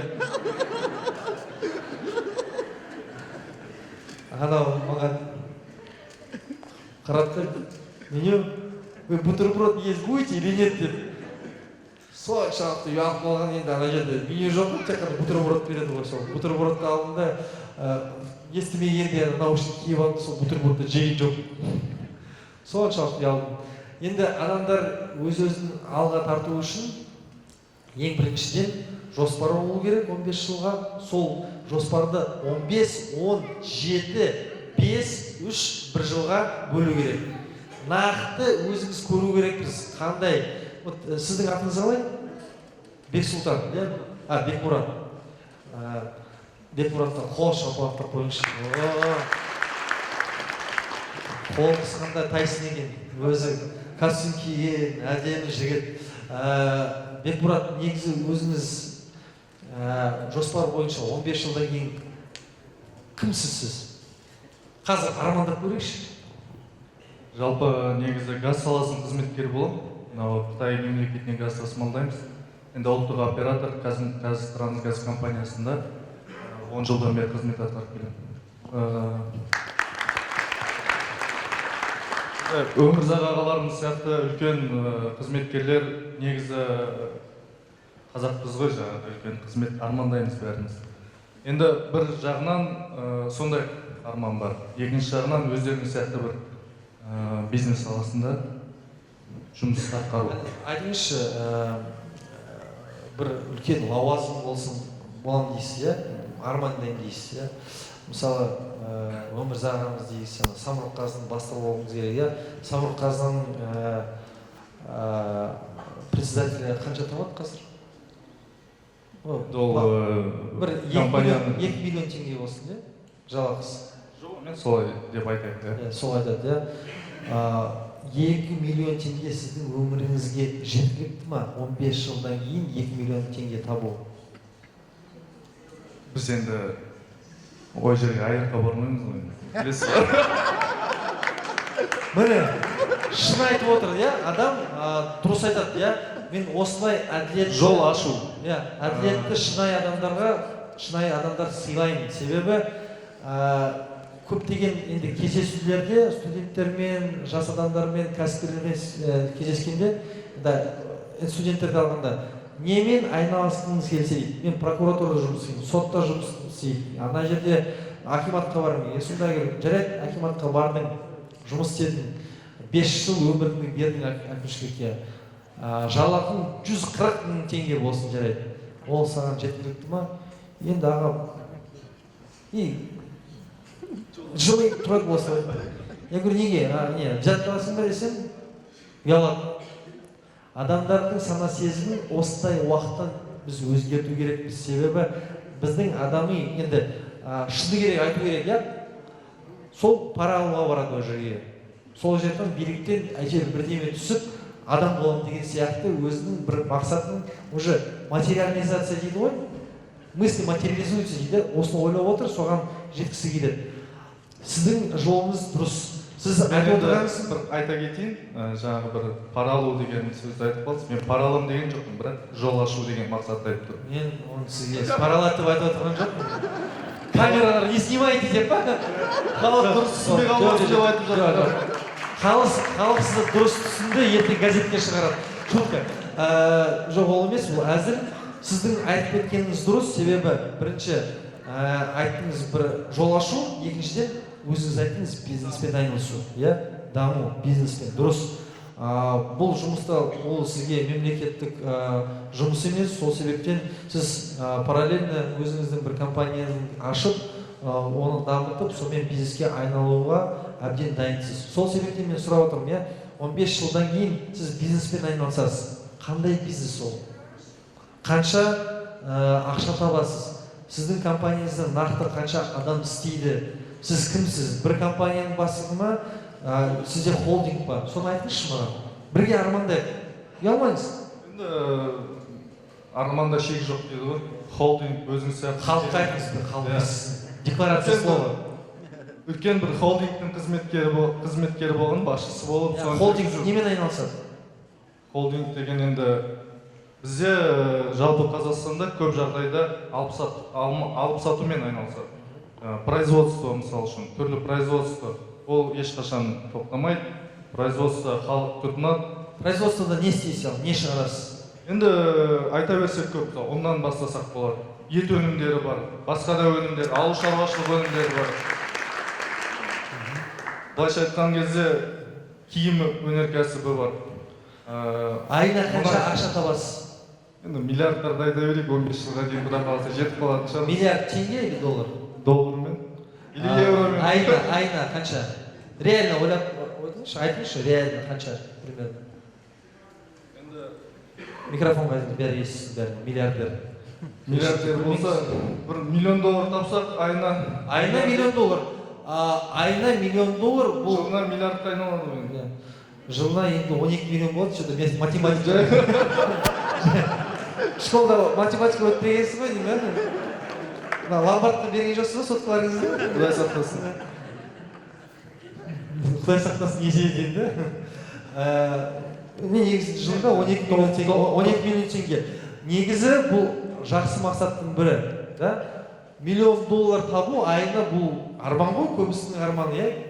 Бұған негізі айына $1 миллион табу, мен сізге айтайын, бұл реалистік мақсат. Болатын мақсат $1 миллион айына табуға болады. Мен айтайын сіздерге, бұл шын.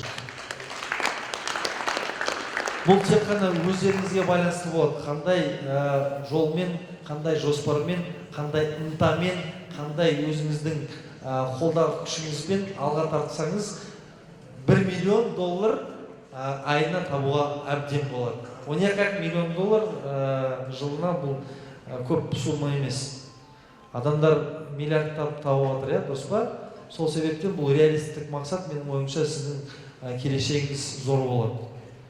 Тек қана өзіңізді жоспарыңызды дұрыстап нақты көріп, мысалы енді сол 15 жылдан кейін онымен айналсам, осымен агропромышленный комплекстермен айналсам, алып сату бизнеспен айналсам деген сияқты, енді оны бөлу керексіз. 15 жылдан осындай деңгей, 10 жылда осындай деңгей, 7 жылда мен осылай істеймін, 5 жыл, 3 жыл, 1 жыл. Осы 1 жылдың ішінде өзіңіз бір мақсат қойыңыз, мен бизнес ашам деп. Сол бизнесті стратегиясын 3 жылға жазыңыз. 3 жылда мен осындай KPI-ға жетемін, осындай бір полезный коэффициент дейді ғой, осындай деңгейге жетемін, ал 3 жылдан кейін, 5 жылдан кейін мен осы деңгейде боламын. Оны прям нақты өзіңіздің жоспарлап, ежедневнигіңізді алып, соған жазу керек. Сол ежедневникті әр квартал сайын оны ашып тұрып, оны қарап тұру керек. Өз-өзіңе есеп беру керексің. Дұрыс. Беке, отырыңыз. Рахмет сізге. Рахмет сізге. Қол шапалақ. Микрофонды беріңіз, ломбардқа бәрібір алмайды оны. Шутка.